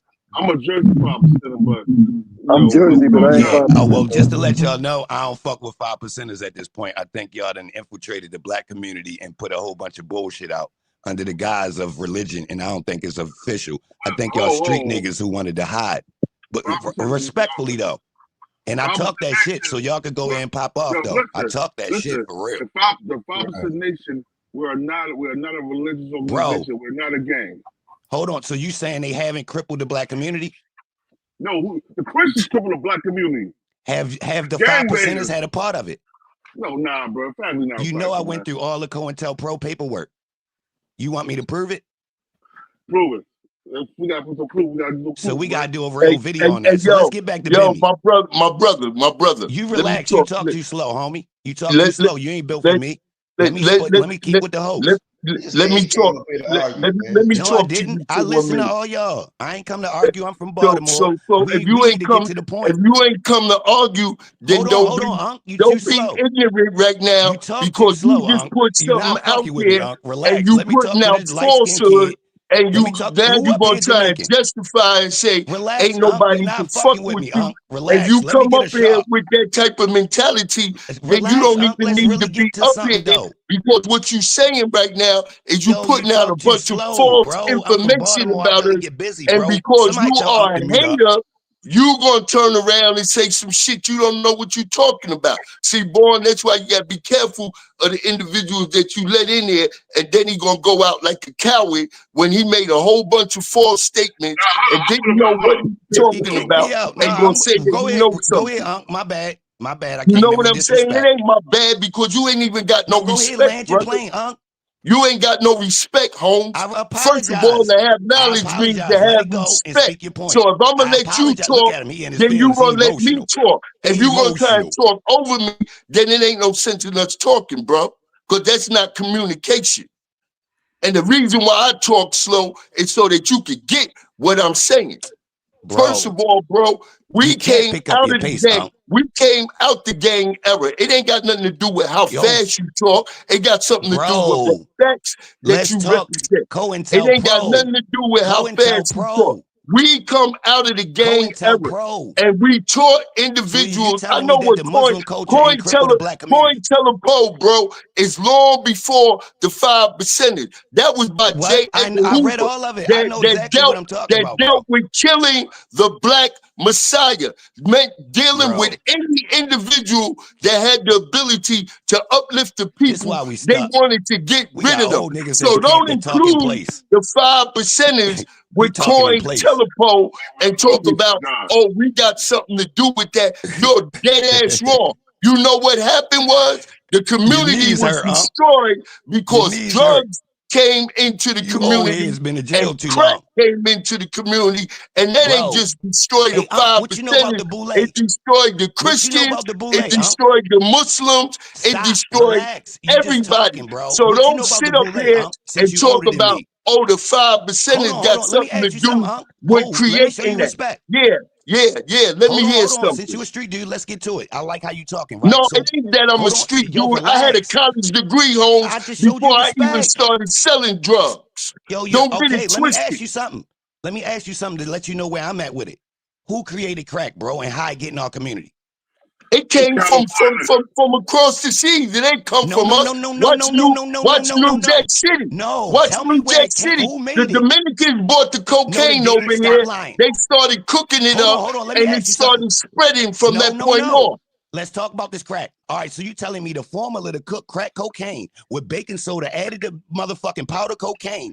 The motherfucking the Spanish came up with that and brought it to Man, America and made that shit. Pryor Hold was on, the let me first land. one to let you know I about let you free land. basic. It came from Oakland, Richard Pryor California, was man. the No, it first didn't, one to bro. let you Listen, know that's a about science free project. basic, So you homeboy. telling me that somebody who had powder cocaine put the formula of baking soda with the powder cocaine and made crack Yeah, and have then you made it watched spread? JoJo Relax. Dancer? Look, man, this is crazy.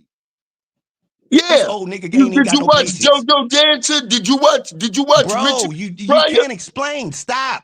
Explain where the fuck he got created from. That's a science project.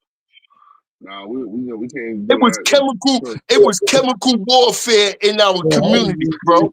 It was chemical warfare in our community, just like it was what it was with heroin. This dude talking about, man. You always got these dudes jump up here because they done read a little bit of books and all that. I done studied black political movement and all that.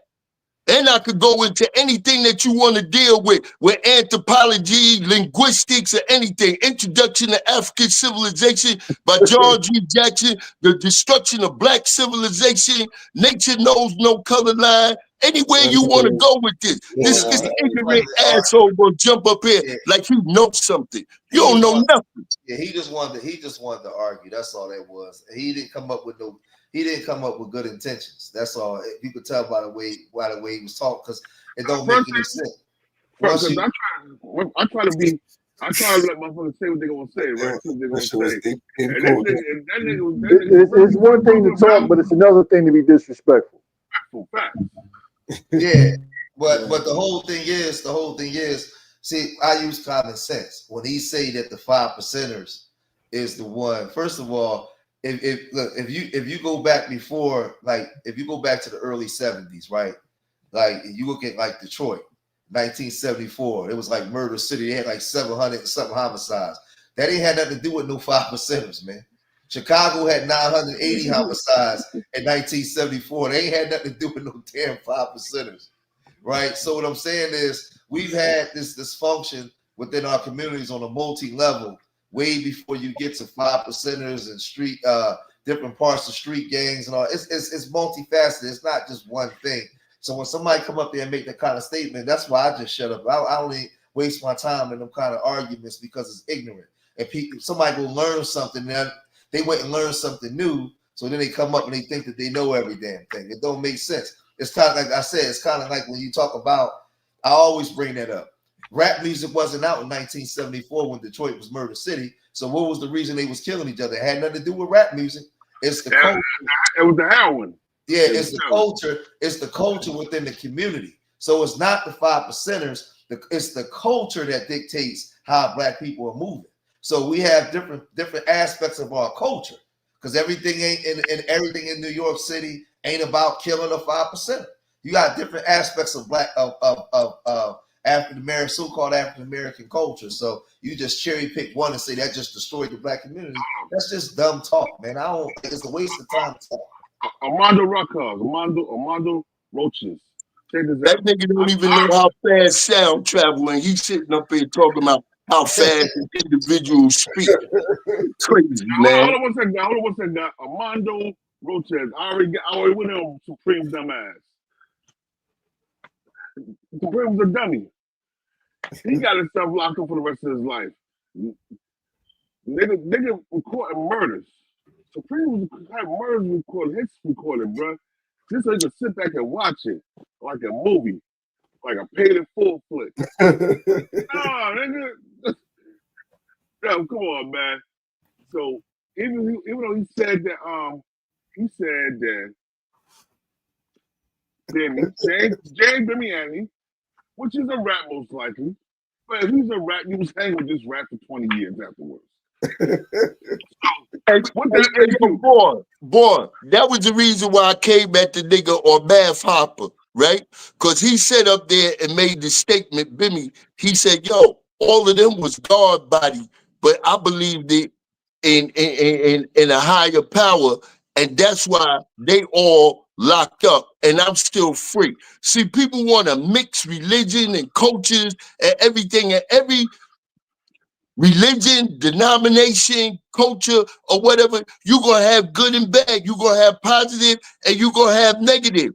It doesn't have anything to do with the principles of that. People read the Bible all the time and it's hypocrites. Muslims read the Quran all the time and they hypocrites. That's why it's based upon knowledge itself. You should know what's right and wrong and make the determination of what you're going to do in life. Not based upon those books and everything else has been there to guide mankind. But why does mankind go astray? Because people deal with envy, lust, greed, jealousy. And this is what brings things about. You can't take it upon no one person. Christians outnumber us. So therefore, that's just like when you locked up and, I don't want to hear that 5% of shit. Hey, yo, Levi, show your face, bro. I made it over time because I want people to talk. Armando Roaches, you're right though. You know what I mean? He's right about that. I mean, that's every street nigga code. You know what the rule is, and you know rats come along with it. That's a part of the streets. That's a street. That's number one code in the streets. We know rats come along with it. I'm gonna keep it real with you. In my opinion, I think, and this ain't for everybody. This is just my opinion. This ain't. I'm not putting this on every single body. But I would say about 80% of dudes in the feds right now or upstate that's been locked up 15 to 25 years, if you gave them a chance to snitch and come home, them niggas will tell. Them niggas will tell to get the fuck out. They'll tell quick. That's been down at least 15 to 25 years, and you tell them, give us something, something to do, they'll tell to get out. Man, dude, listen, this is the streets, man. The streets is, listen. We was in the streets killing each other, killing our own people, hurting our own people, destroying our own people, and then hit that like button, y'all. Hit that like button. My bad, bro. Put it like this, y'all. Put it like this. If we want to put things now that we got knowledge of stuff and we really woke like that, right? Put Bimby to the side for a minute because we know better now, right? At one point, them people was killing us, right? We hanging us from trees and black coding us and Jim Crowing us, not giving us jobs, right? Now we killing us, and when we kill us and sell drugs and get indicted, we got to go in front of them and still get sentenced by them to long terms. They was killing us, and they get to put us in prison. So now when we get knowledge of stuff, man, we start really understanding how this thing is, man. Listen, it's just a messed up trap. The dope game is a trap. All of our people, unfortunately, man, is victims of this shit, man. So I don't care. I don't care because the minute you start really waking up and you saying knowledge is born and you start getting knowledge of stuff, what the hell does Bimmy being a rat? Why do you even care? When you understand that all of this stuff was a trap that we was caught into. When you get knowledge, you got to separate from that, man. That's it. That's it. Because the thing is, Bimmy got caught, he a rat. But those of us that's been involved in some real bad stuff that hurt our people, I ain't no better than him. I ain't no better than him. I just never told. But I've been involved in stuff that my own people, my reflection. I hurt my own reflection. Copying the devil. That's deep. Copying the devil. Hey, I used to, when I was in there, right, and I was up in the Moors Temple, and I was a Grand Sheik, because down in the South, we are the STG, just like the Bloods and the Crips, right? And I used to read to the young brothers up there. It was a joint I used to read. It was by the KKK, and it was called "Salute to the Gangbangers." And in that particular article, it said that they salute the gangbangers because the gangbangers have killed more of us than they did hanging us off of trees. Yeah. So everything got something to do with the mentality and the mindset. And even though we up here and we speaking about Bimmy, it really ain't nothing about Bimmy. It's about the consciousness of our people, and we got to change the mindset of the youth. But it doesn't just depend on us, because just like when rap first started out, rap was conscious. All of the stuff that was coming from the rappers was more conscious, but it was the powers that be that wanted the gangster rap and everything else to take over. So now we can call our women bitches and hoes and niggas and everything else. There was a book that they wrote, what was called, God, I need to cut your wisdom. Leave out for Kelly, you know what I'm saying? Yes, sir. What you got to say? Yes, sir. First of all, brother, let me thank you for bringing me up. I'm at my people's place.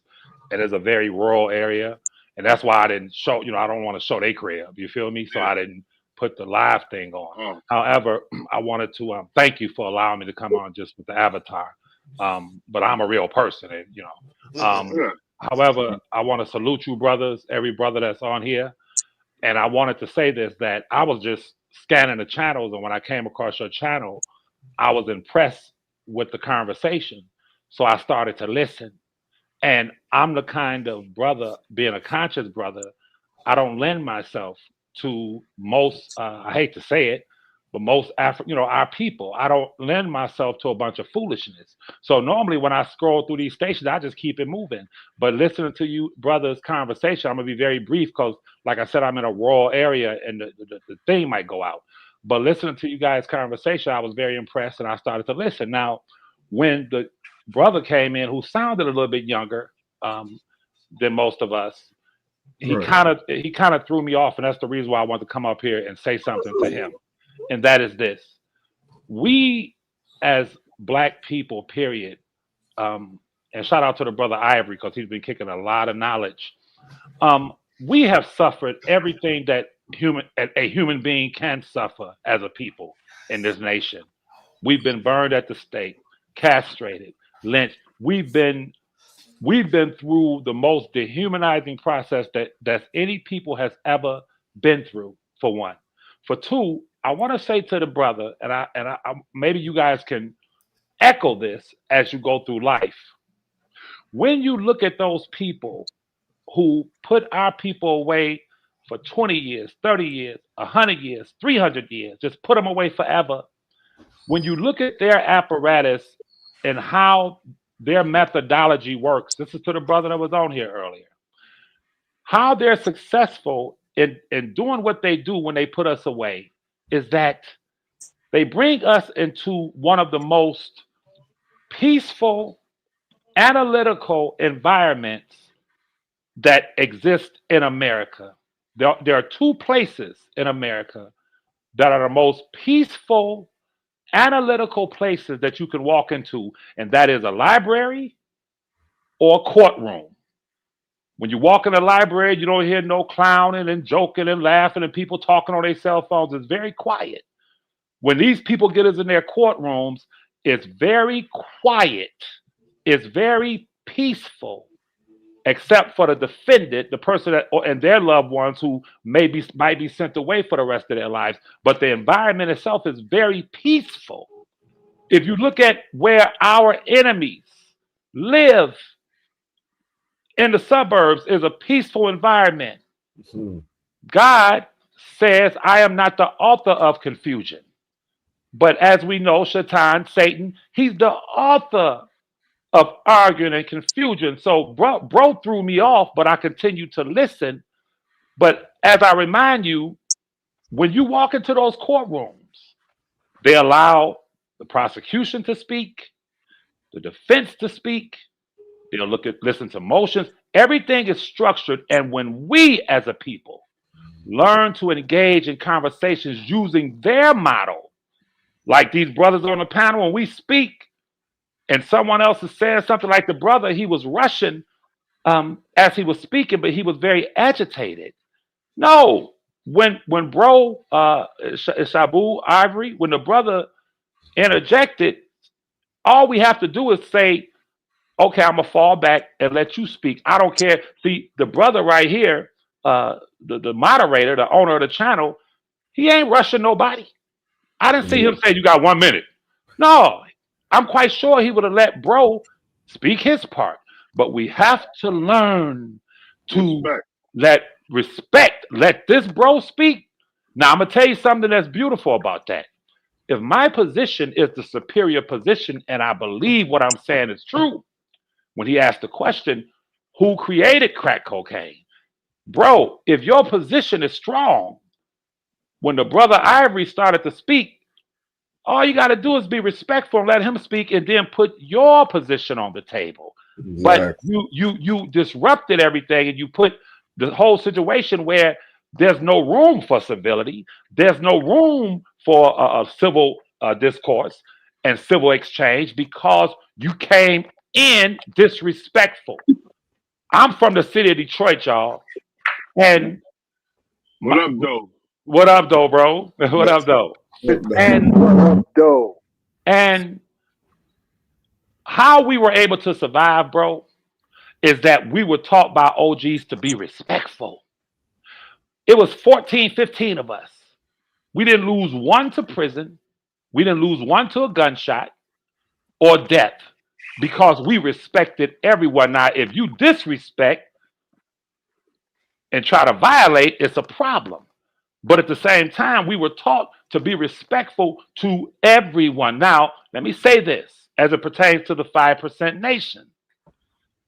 See, bro, when he spoke, anyone that's affiliated with the 5% nation would have been automatically offended when he says, I don't F with the 5% nation and 5%. Listen, to that brother, understand something. There's not a black organization in America that has ever been positive, designed to uplift, that our enemies, our natural enemies, did not infiltrate. The ones they use to infiltrate, you can point a finger at them. You can say the infiltrators I don't F with, but you cannot throw the baby out with the bathwater and say I don't F with the 5% nation. You understand what I'm saying? Because that right there is going to throw people off. Like, wait a minute, bro. I'm not going to hold 5% nation with the COINTELPRO. He didn't know what he was talking about. Absolutely. But the COINTELPRO should have taught him the methodology, the technology that they use to infiltrate. So if the black churches were infiltrated, Martin Luther King, civil rights organizations, everybody was infiltrated. So you don't get mad. Islam, the Nation of Islam. The nation, that's right, brother. The Black Panthers. When I hear people say the Nation of Islam killed Malcolm X, hell no. No, the infiltrators inside of the Nation of Islam. Listen, I'm going to say this and I'm done. Anyone who knows anything about smallpox, any immunization, COVID, whatever disease that has a vaccine been created for, syphilis, gonorrhea, in those vaccines are the disease itself. It's a small part, but when people got the COVID shot, they were giving you COVID. When you get a shot for gonorrhea, anything, if there's any vaccine, the disease is part of the vaccine so that it can disguise itself and get to that virus, get to that, even with antibiotics, get to the bacteria. So that which is making the person sick or may make the person sick that disease or that virus cannot detect that which was designed to get next to that disease or virus that the chemists are planning on eradicating. It's the same with me, you, and everybody on this screen, bro. If you try to infiltrate Dr. King and them, you're gonna get some church niggas to get to do it. If you're trying to infiltrate the Nation of Islam, you're gonna get some conscious brothers to do it. If you try to infiltrate 5% Nation, you're gonna get some kufi wearing black people talking black power.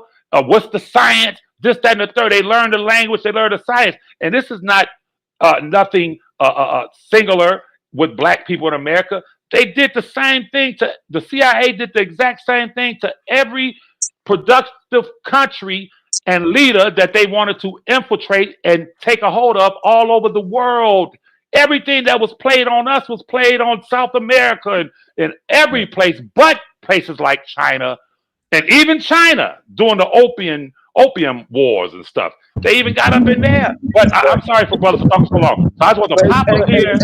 Hey, my brother, before you get off, right?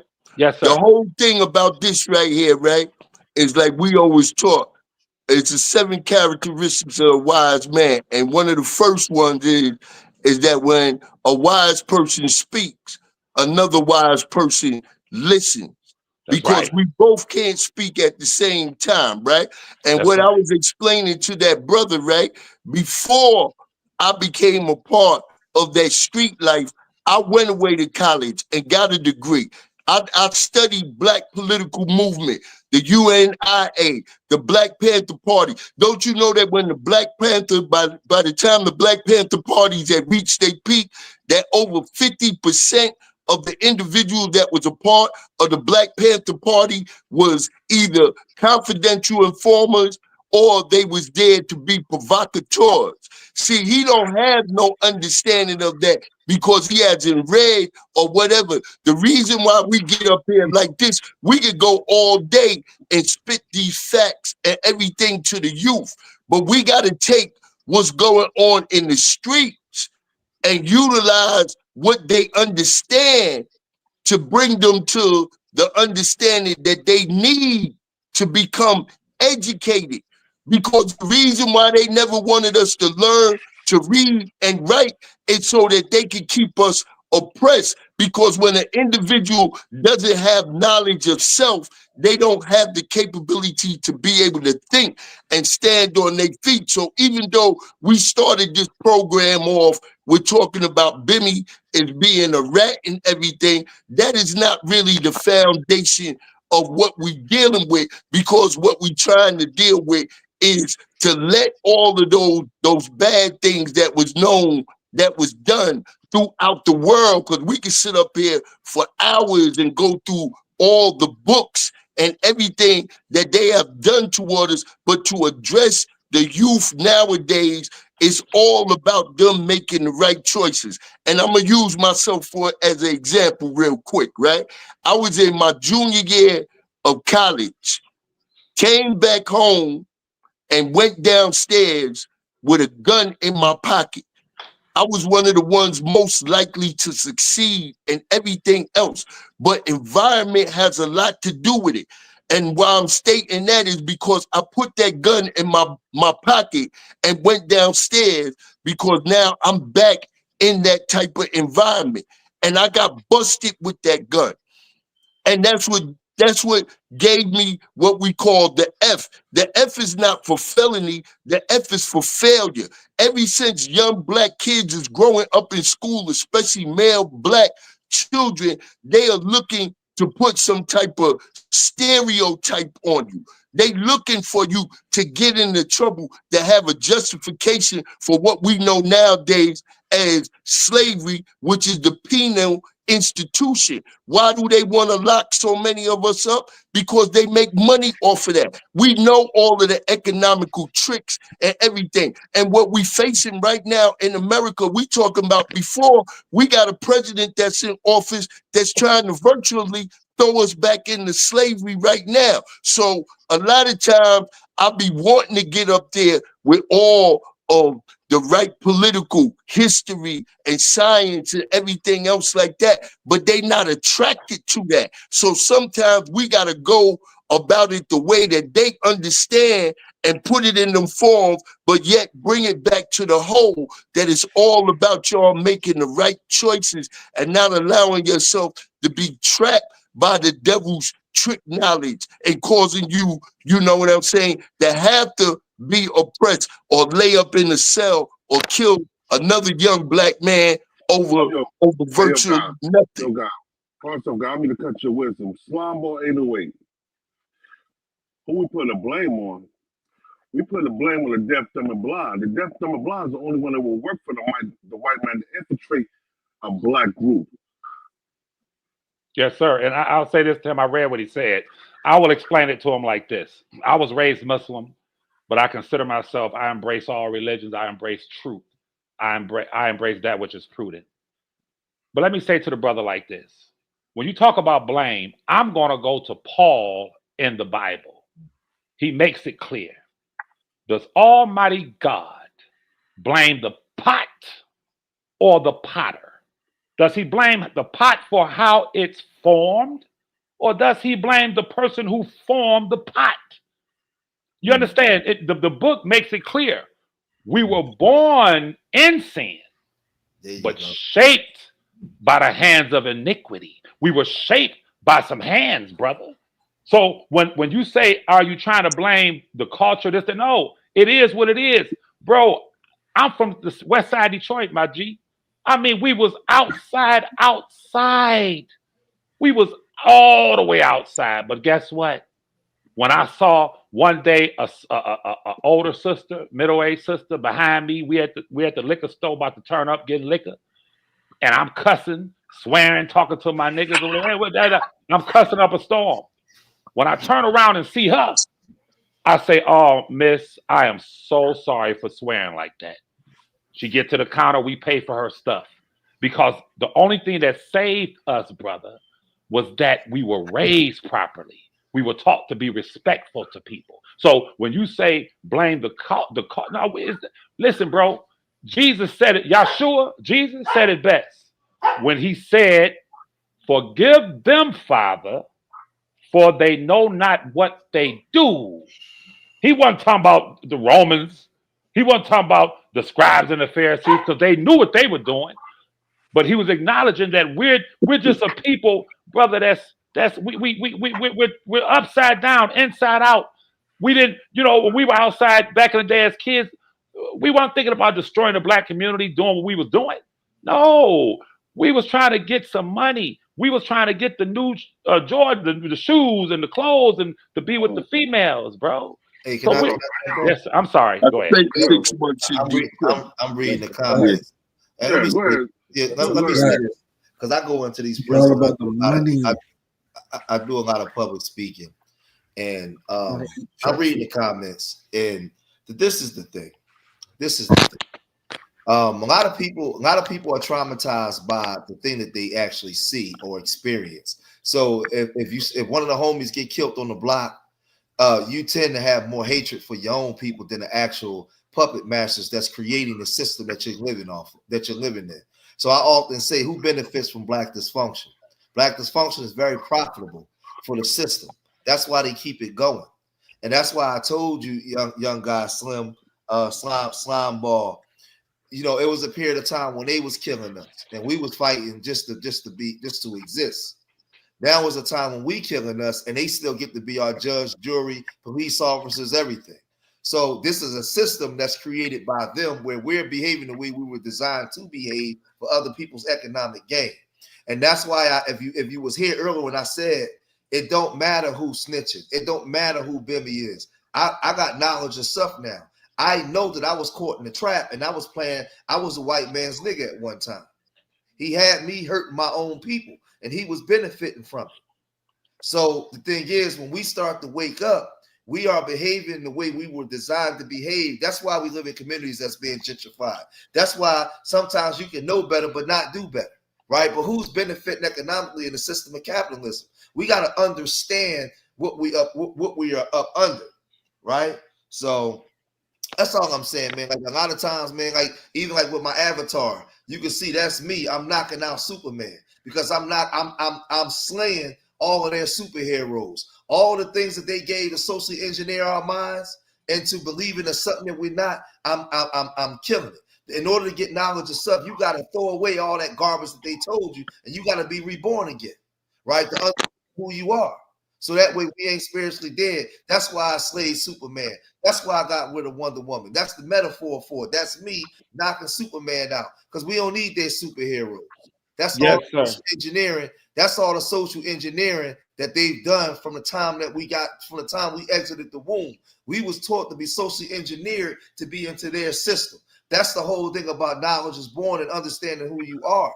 So it's not just about Yo, God, console guy, hold up. Now this young boy, he's ignorant.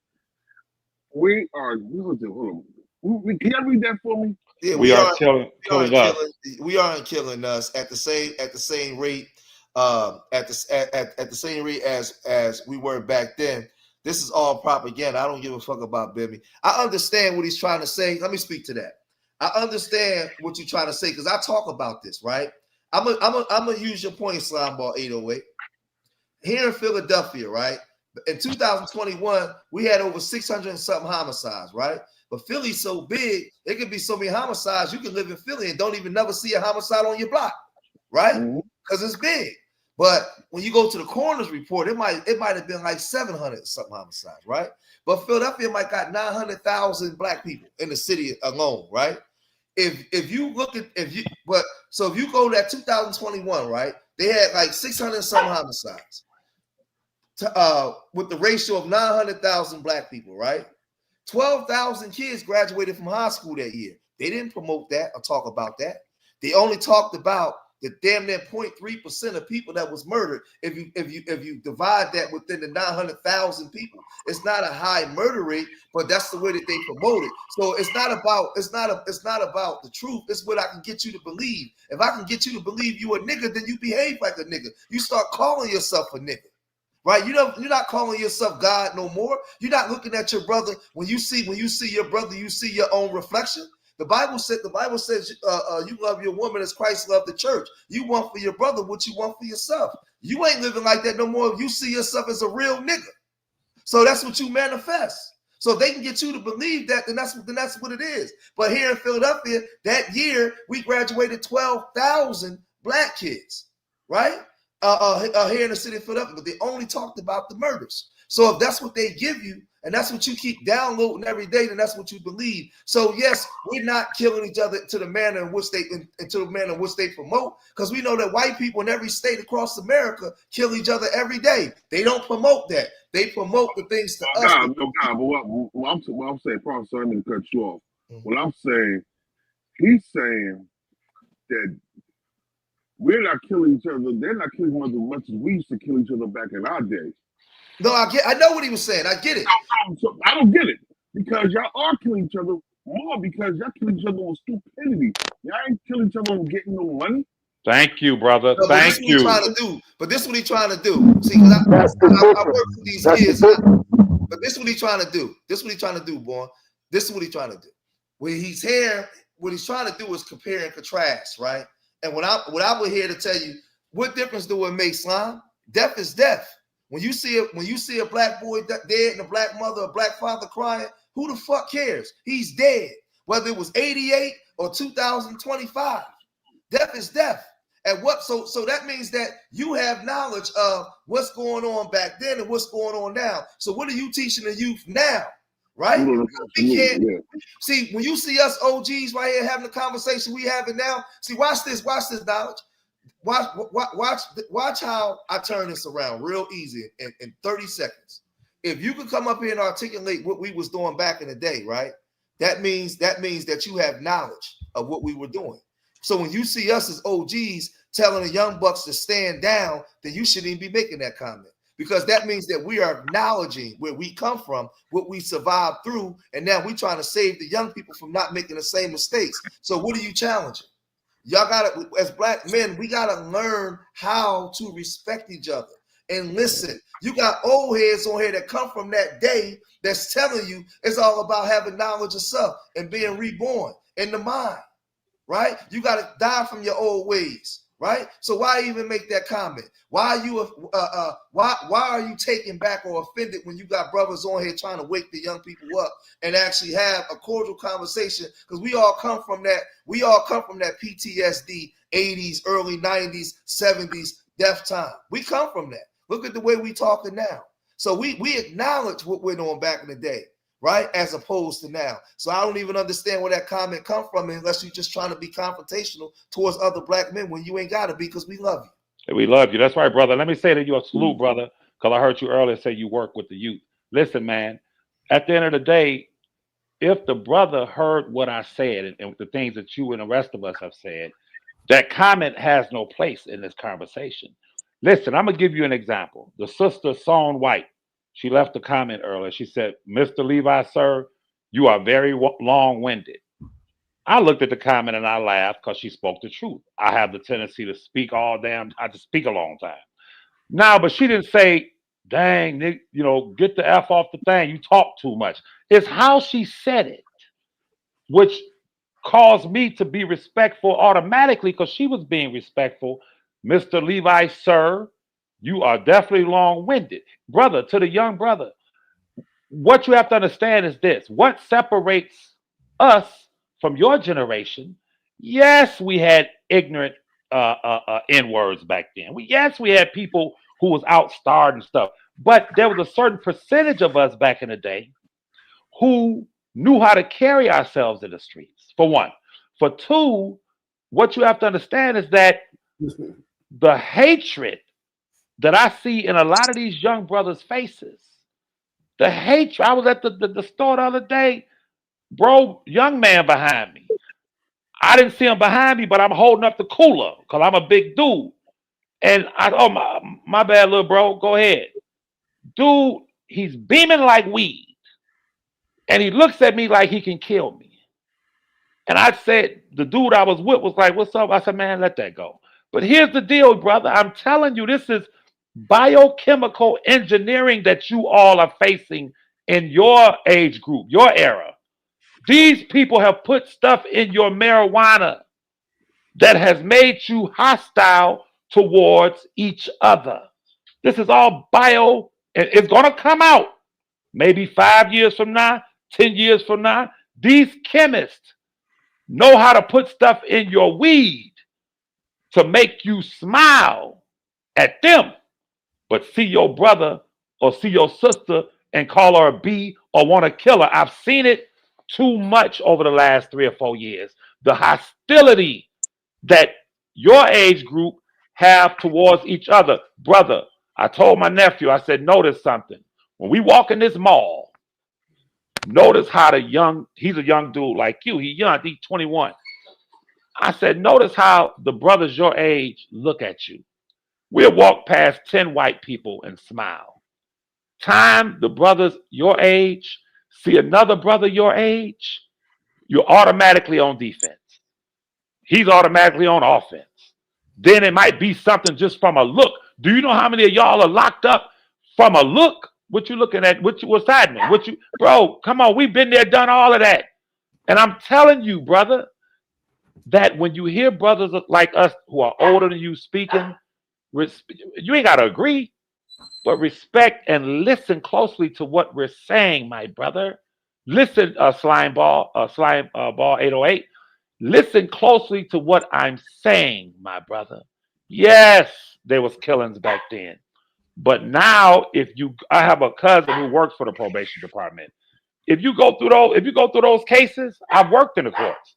Be quiet, boy. I'm about to go, y'all. Listen, I've worked in the courts. When you sit in those courtrooms and look at how these guys are getting 10 years, 20 years, 30 years, like bro said, like the brother said. He said we was getting time for money. We was getting time for stuff involving money, paper. Y'all getting time for a look. What you looking at? Or you slept with my girl, or you fight. Look at all the rappers, all the rap beefs, Young Thug and all of them. If you go to the root of it, they're fighting over females. It was a little of that. But when we grew up, bro, we wasn't crashing out over no Hey, real female. quick, come up here, because he ain't. See, I'm reading the comments and see again. Like I said, I work with these kids. Some of these kids, I don't know him, but some of these kids never grew up with fathers in male structure. Okay. He's listening to what we're saying, but the thing is, like the other guy, everybody wants to be argumentative. Now you talking about Republicans. Now you talk like you spinning a conversation way off. Come on up and have a conversation with some grown men. Don't twerk in the chat. Come up and have a conversation. So let it be a conversation. It's a difference in a conversation, a debate, or being agitated. Let it be a conversation, though. Yeah, come talk to us. Come up as a man. Hold on. Let me read MF Crook. Gave us a $10 donation. He cast down the pieces of silver in the temple and departed and went and having himself. Matthew 27:5. KJV seems like Judah's been collecting for 40 years. Our self-Lord and Master salute. Peace to the guy, yeah. Yo, that was a Bimmy slight right there. Can I please say this before I go about Bimmy, y'all? Listen to me, my brother. Please listen to me. And this is going to piggyback on what the brother was saying. Listen, man. We played at a very high level in the streets. We did. But back then, before you called someone gay or a rat, you better have 1,000% proof. I heard the brother, the host of the show, 5-10 minutes ago. He said something like, I think, well, he may have. Listen, bro, I want all y'all to answer this one question.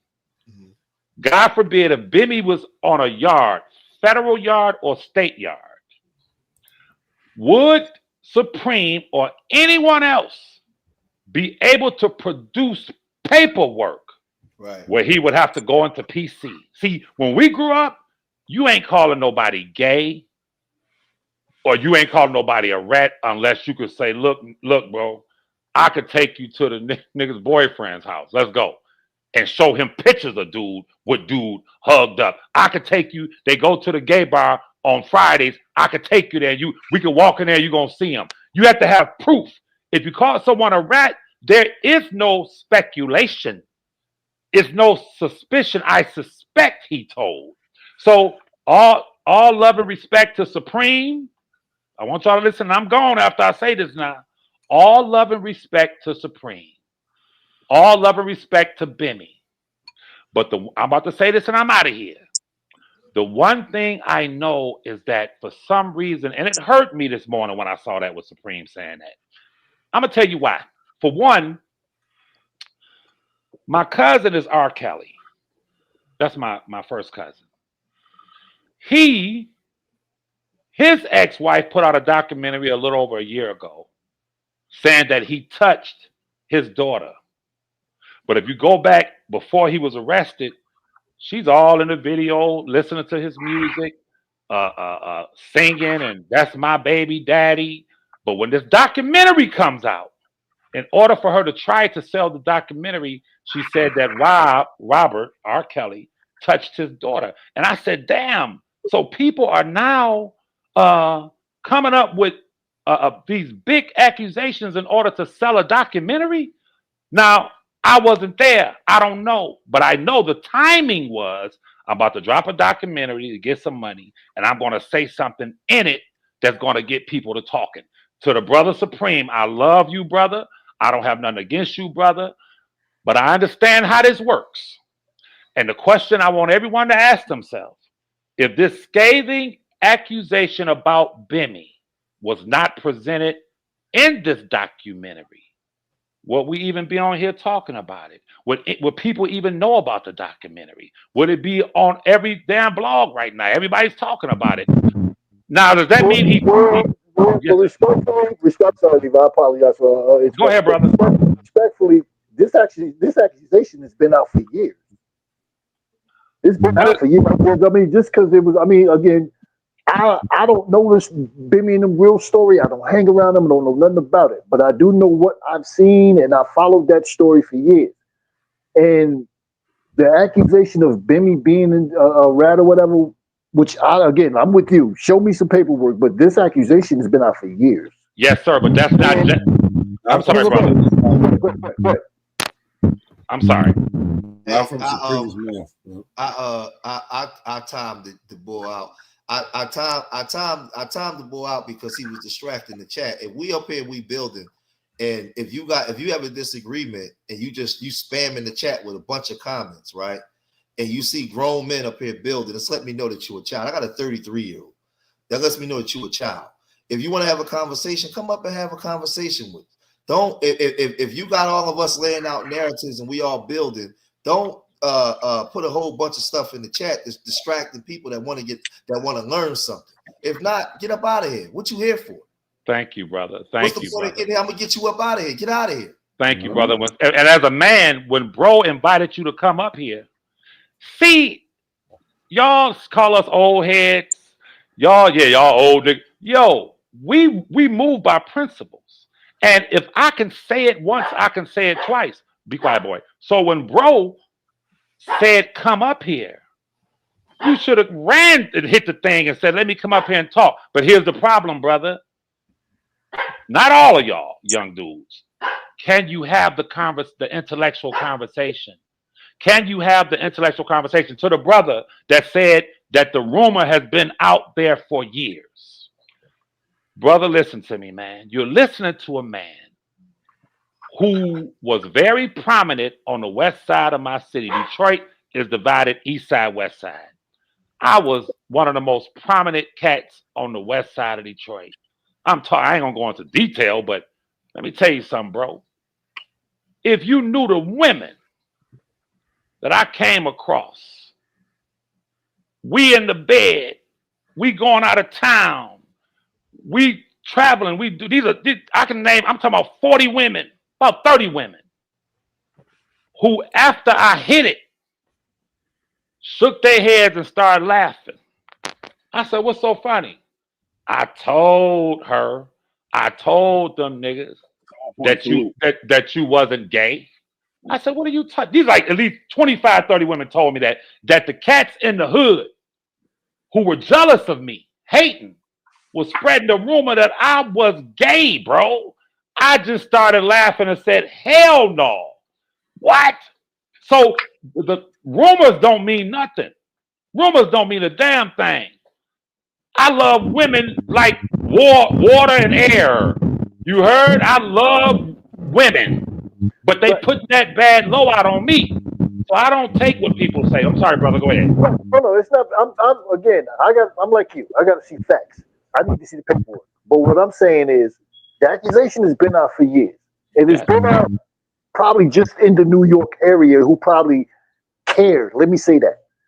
But now when you have quote unquote allegedly, shouts to Supreme, the boss said that kind of puts another layer or two on top. Even though the paperwork ain't out yet, it's still, like I was telling my man Mac earlier, once that came out, the algorithm went crazy because of who it came from. Let me say that.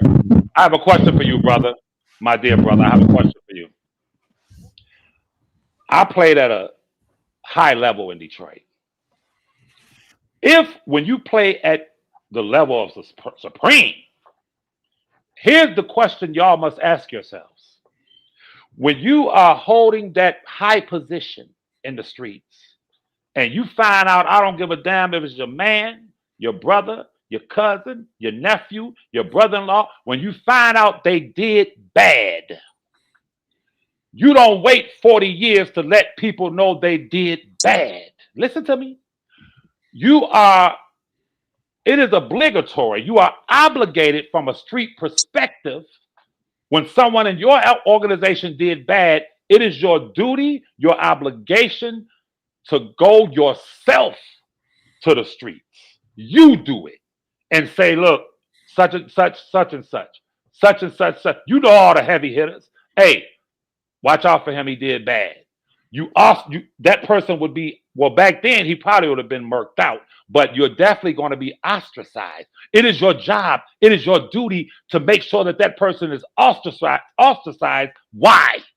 because anyone else that came in contact with the rat and was bitten by that rat, now their blood, their legal blood, is on your hands. So if what Supreme, I'm speaking rational now and logical, if you come out now, well, it might be 15, 20 cats doing life. Saying, I wish dude had told us that 25, 30 years ago. So I don't give it any credence because I'm speaking from a high up street level and how it goes, my dear brother. But what if other people are like, but there's other people that's involved, you know what I mean? Like his nephew and everybody else, I guess, who was also fighting the case. I'm saying, does that play a part as well? Again, I'm not disagreeing with what you're saying. I'm just, trying to get my understanding. Yes, sir. Yes, sir. Does all of that play a part in it? Other people were fighting for their lives as well. It doesn't. And things of that nature. It doesn't play a part. Oh, check this out. Let me say something about that. Yes, sir. If you knew this dude was a rat when you came home in 89, 90, and you were still hanging with this rat dude, yes, you went back away, you came back again, was still hanging with the same rat that you said been a rat since 85. Yes. Then what did that make you? Yes. Well, I totally agree. Again, I'm trying to learn. I don't know it, but I don't know if he was really hanging with them. You would know that because you affiliate in some type of way in Brother Shabu up there. I'm pretty sure he would know. I don't know if he was hanging with them at all. But and see, listen. The brother, he's coming in. I don't know when he came in on this conversation, but let me give you some foundation, right? Yes, sir. I'm 62 years old, right? Let me say peace to everybody. All right. And I'm from a notorious projects in Brooklyn, which is called Cypress Hill Projects, right? I'm one of the official founders of a group called the A-Team, right? Me, Prince, Supreme, all of us grew up as early, young. I'm talking about 14, 15. I had knowledge since 1976 with the 5% Nation, and from 75 to 85, it was the upliftment in New York City because all of us stopped gangbanging from the 70s and we got knowledge of self. But it was just like every place else.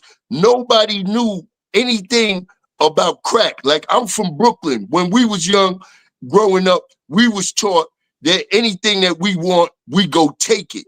So we didn't know nothing about the drug game, like cats that was in Harlem or cats that was in Queens, it was being passed down. So when the drug game hit, that changed the whole complexity of everything because, like you said, we got what they put into it. They didn't even know what it was. I know back then I was stopped by the police and had crack in the vials, and the police asked me, "What is this, candy?" And I told them, "Yeah." And they went on about their business. So none of us knew anything about that because in New York, I was in Detroit for 6 months. Word. The heroin game was the thing with Nicky Barnes and all them dudes that was before us. And like you said, it was codes in the street. They wouldn't take heroin and just give it to a young kid to sell heroin. The only way that you sold heroin to something, you had to be connected. So when the coke went into crack, it changed everything. It destroyed everything because, for one, we never experienced having money like that until the crack game came along. And in the process of that coming along, then brothers made decisions to go after the money instead of the moral principles in which we was taught with the knowledge of self. And we all know that money always has a way to cause separation.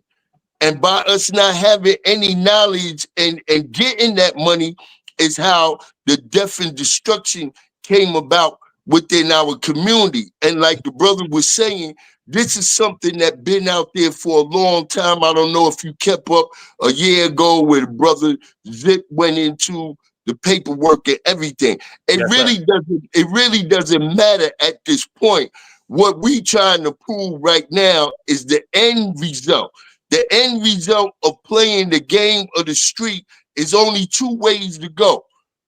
Either you're going to die, you're going to be killed on them streets, or you're going to allow them crackers to give you 100 years in jail. So we turned this more into a political and enlightened conversation. But nowadays, everything has changed. Where we come from, there was no cameras. There was no, you could look on your phone and take a picture or video record somebody shooting somebody or robbing somebody or everything. So it really all boils down to we trying to give back by letting those things known that happened in the past. When we talk about murder, I come from Hold on 1 second for myself.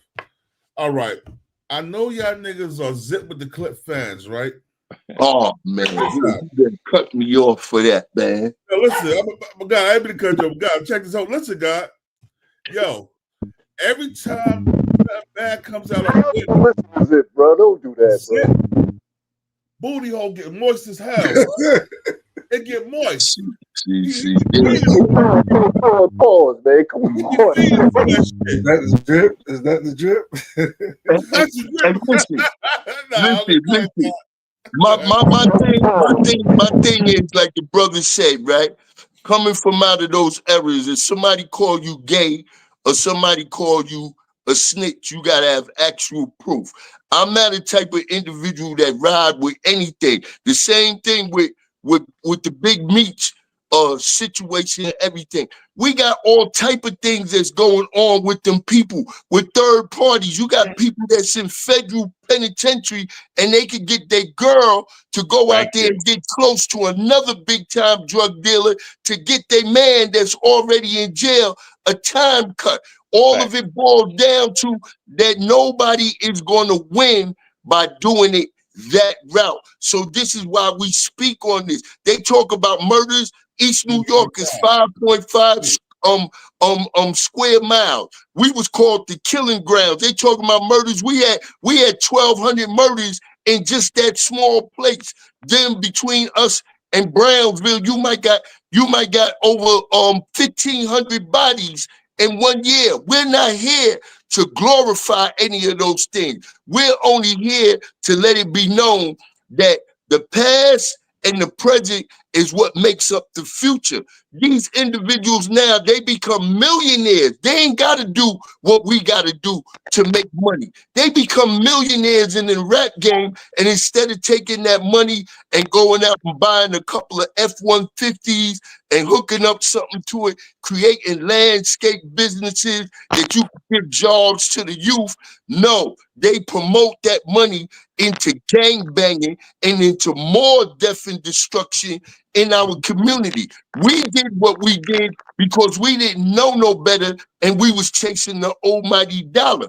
They doing things after they get the money, and then now they want to go back in the community and take the legitimate money that they got and promote more death and destruction in the community. I'm quite sure mostly every place that we go to now, it'll never be like the 80s and the 90s when it's concerning crack cocaine or drugs or anything like that. So what is the excuse nowadays? The excuse nowadays is that they have lack of direction because why? They father, they uncle, they big cousins, everybody that could have laid the foundation for them being a man is no longer there because they placing them in the penitentiary for 40 and 50 years and life without no parole. So now we got women raising men, and a woman can only teach a man to be a man to a certain point. So this is not just happening because it's happening by the powers that be that's designed. They make more money, they'd rather send you to jail, which they gonna spend more money incarcerating you than they willing to take that same amount of money and place it into the youth going to college, man. We got everything to deal with the environment, adaptation to the environment. I wasn't raised to be no savage, but when you walk outside your house from your mother and everything, because my mother taught me that manners will carry you places that money can't. But now if you live in an environment where you walk outside and you want to wear a quarter field, you want to wear a gold chain, there's a wolf that's out there that's willing to take that from you. So now you wasn't a killer, but now you was forced to become a killer because you had to protect what was yours. So all this about manhood and everything else, if it's not being taught to them, then how can you expect them to be responsible for learning that? That's our job.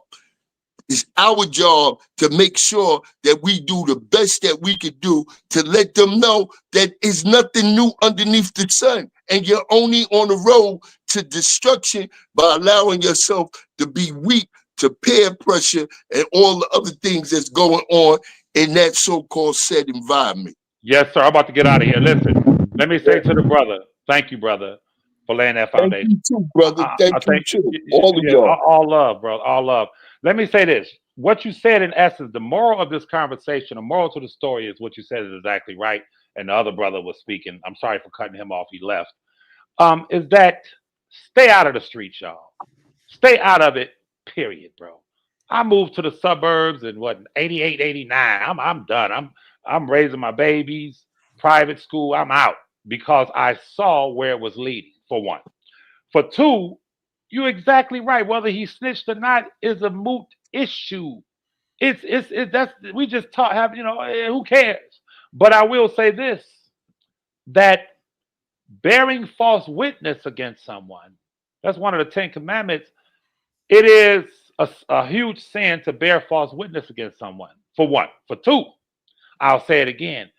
One thing back in the day when this conversation was had, it wouldn't have been about, well, you don't believe he did it. I believe he did it. This person don't believe he did it. No, because you're going to put that work on the table that is indisputable and irrefutable. So if the brother's still listening to me, I know he walked away. I'm about to get out of here, but I have one more question for him. And that is the A-team. I heard about the A-team. And I'm quite sure you will bear witness, brother, that when you came to Detroit, you didn't find too many New York cats in Detroit, because New York and Detroit are two different animals. But my question to you is this, without saying anything incriminating, as it pertains to the A-team. Yeah. If someone in the A-team went bad back then, would you agree that it was your responsibility and your brother's responsibility in the A-team to ostracize that person and to let other street people know, not from someone else, not from rumors, but from you? Hey, bro went bad. He's a leopard. He must be ostracized. That way, from a street perspective, you're honoring the code. So you ain't got to worry about someone else's blood being on your hands because you let it be known. This guy was kicked out of the A-team. He's been ostracized. Let it be known he went bad. When you agree that would be your responsibility and you will be obligated to do that as a street person who is upholding the code. Yes or no, brother? Yeah.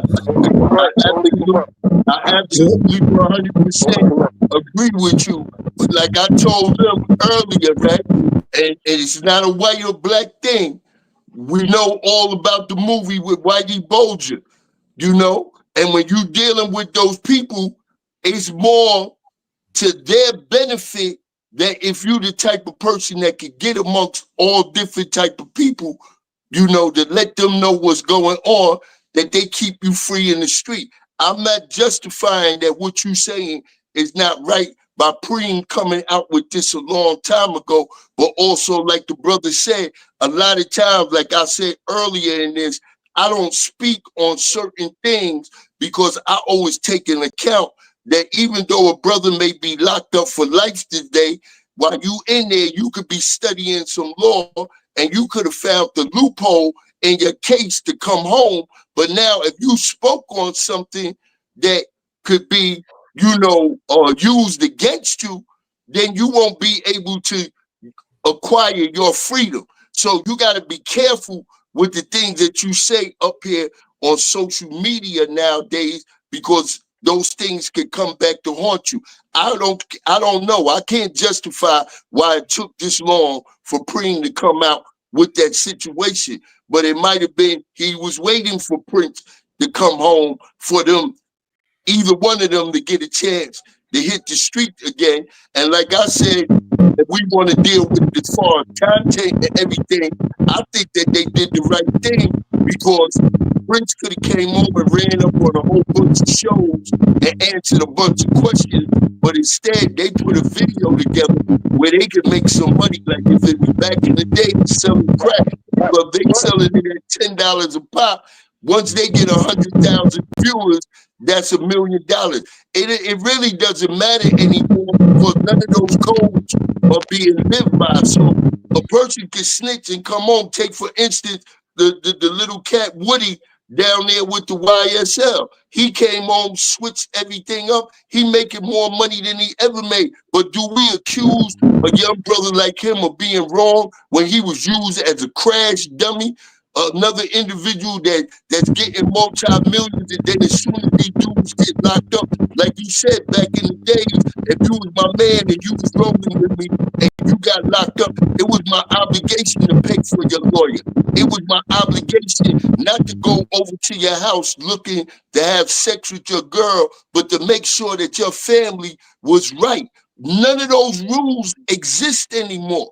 So we just using this as a platform by talking about Bimmy, but there's a million Bimmys in the world. And we just trying to show individuals that when you choose that type of life, then this is the things that could happen. And the majority of them that's out there, they trying to play tough. And even if they hold on to that, once they get that 30 or 40 years, after 10 years, you know the game is going to change when they realize that they never going to hit the street again, because what you thinking like when you 20 years old is not the same way you going to think when you 40 years old. Yes, sir. And I'm about to get out of here, y'all. I appreciate you, brother. Right. Love and respect, brother. Peace out. Let me say this. Peace. I'm about to skate you, but let me say this though, man. All you young cats, man, in the chat, y'all should really pay attention. There's been a lot of knowledge and a lot of lessons taught within this whole panel, man. And one thing I can say with everybody that's on this panel right now, I can guarantee I can say this is the truth from all of us. We all knew from back when we played this game up to now, once we walked out of mama house, girlfriend house, whoever house, we wasn't guaranteed to come back.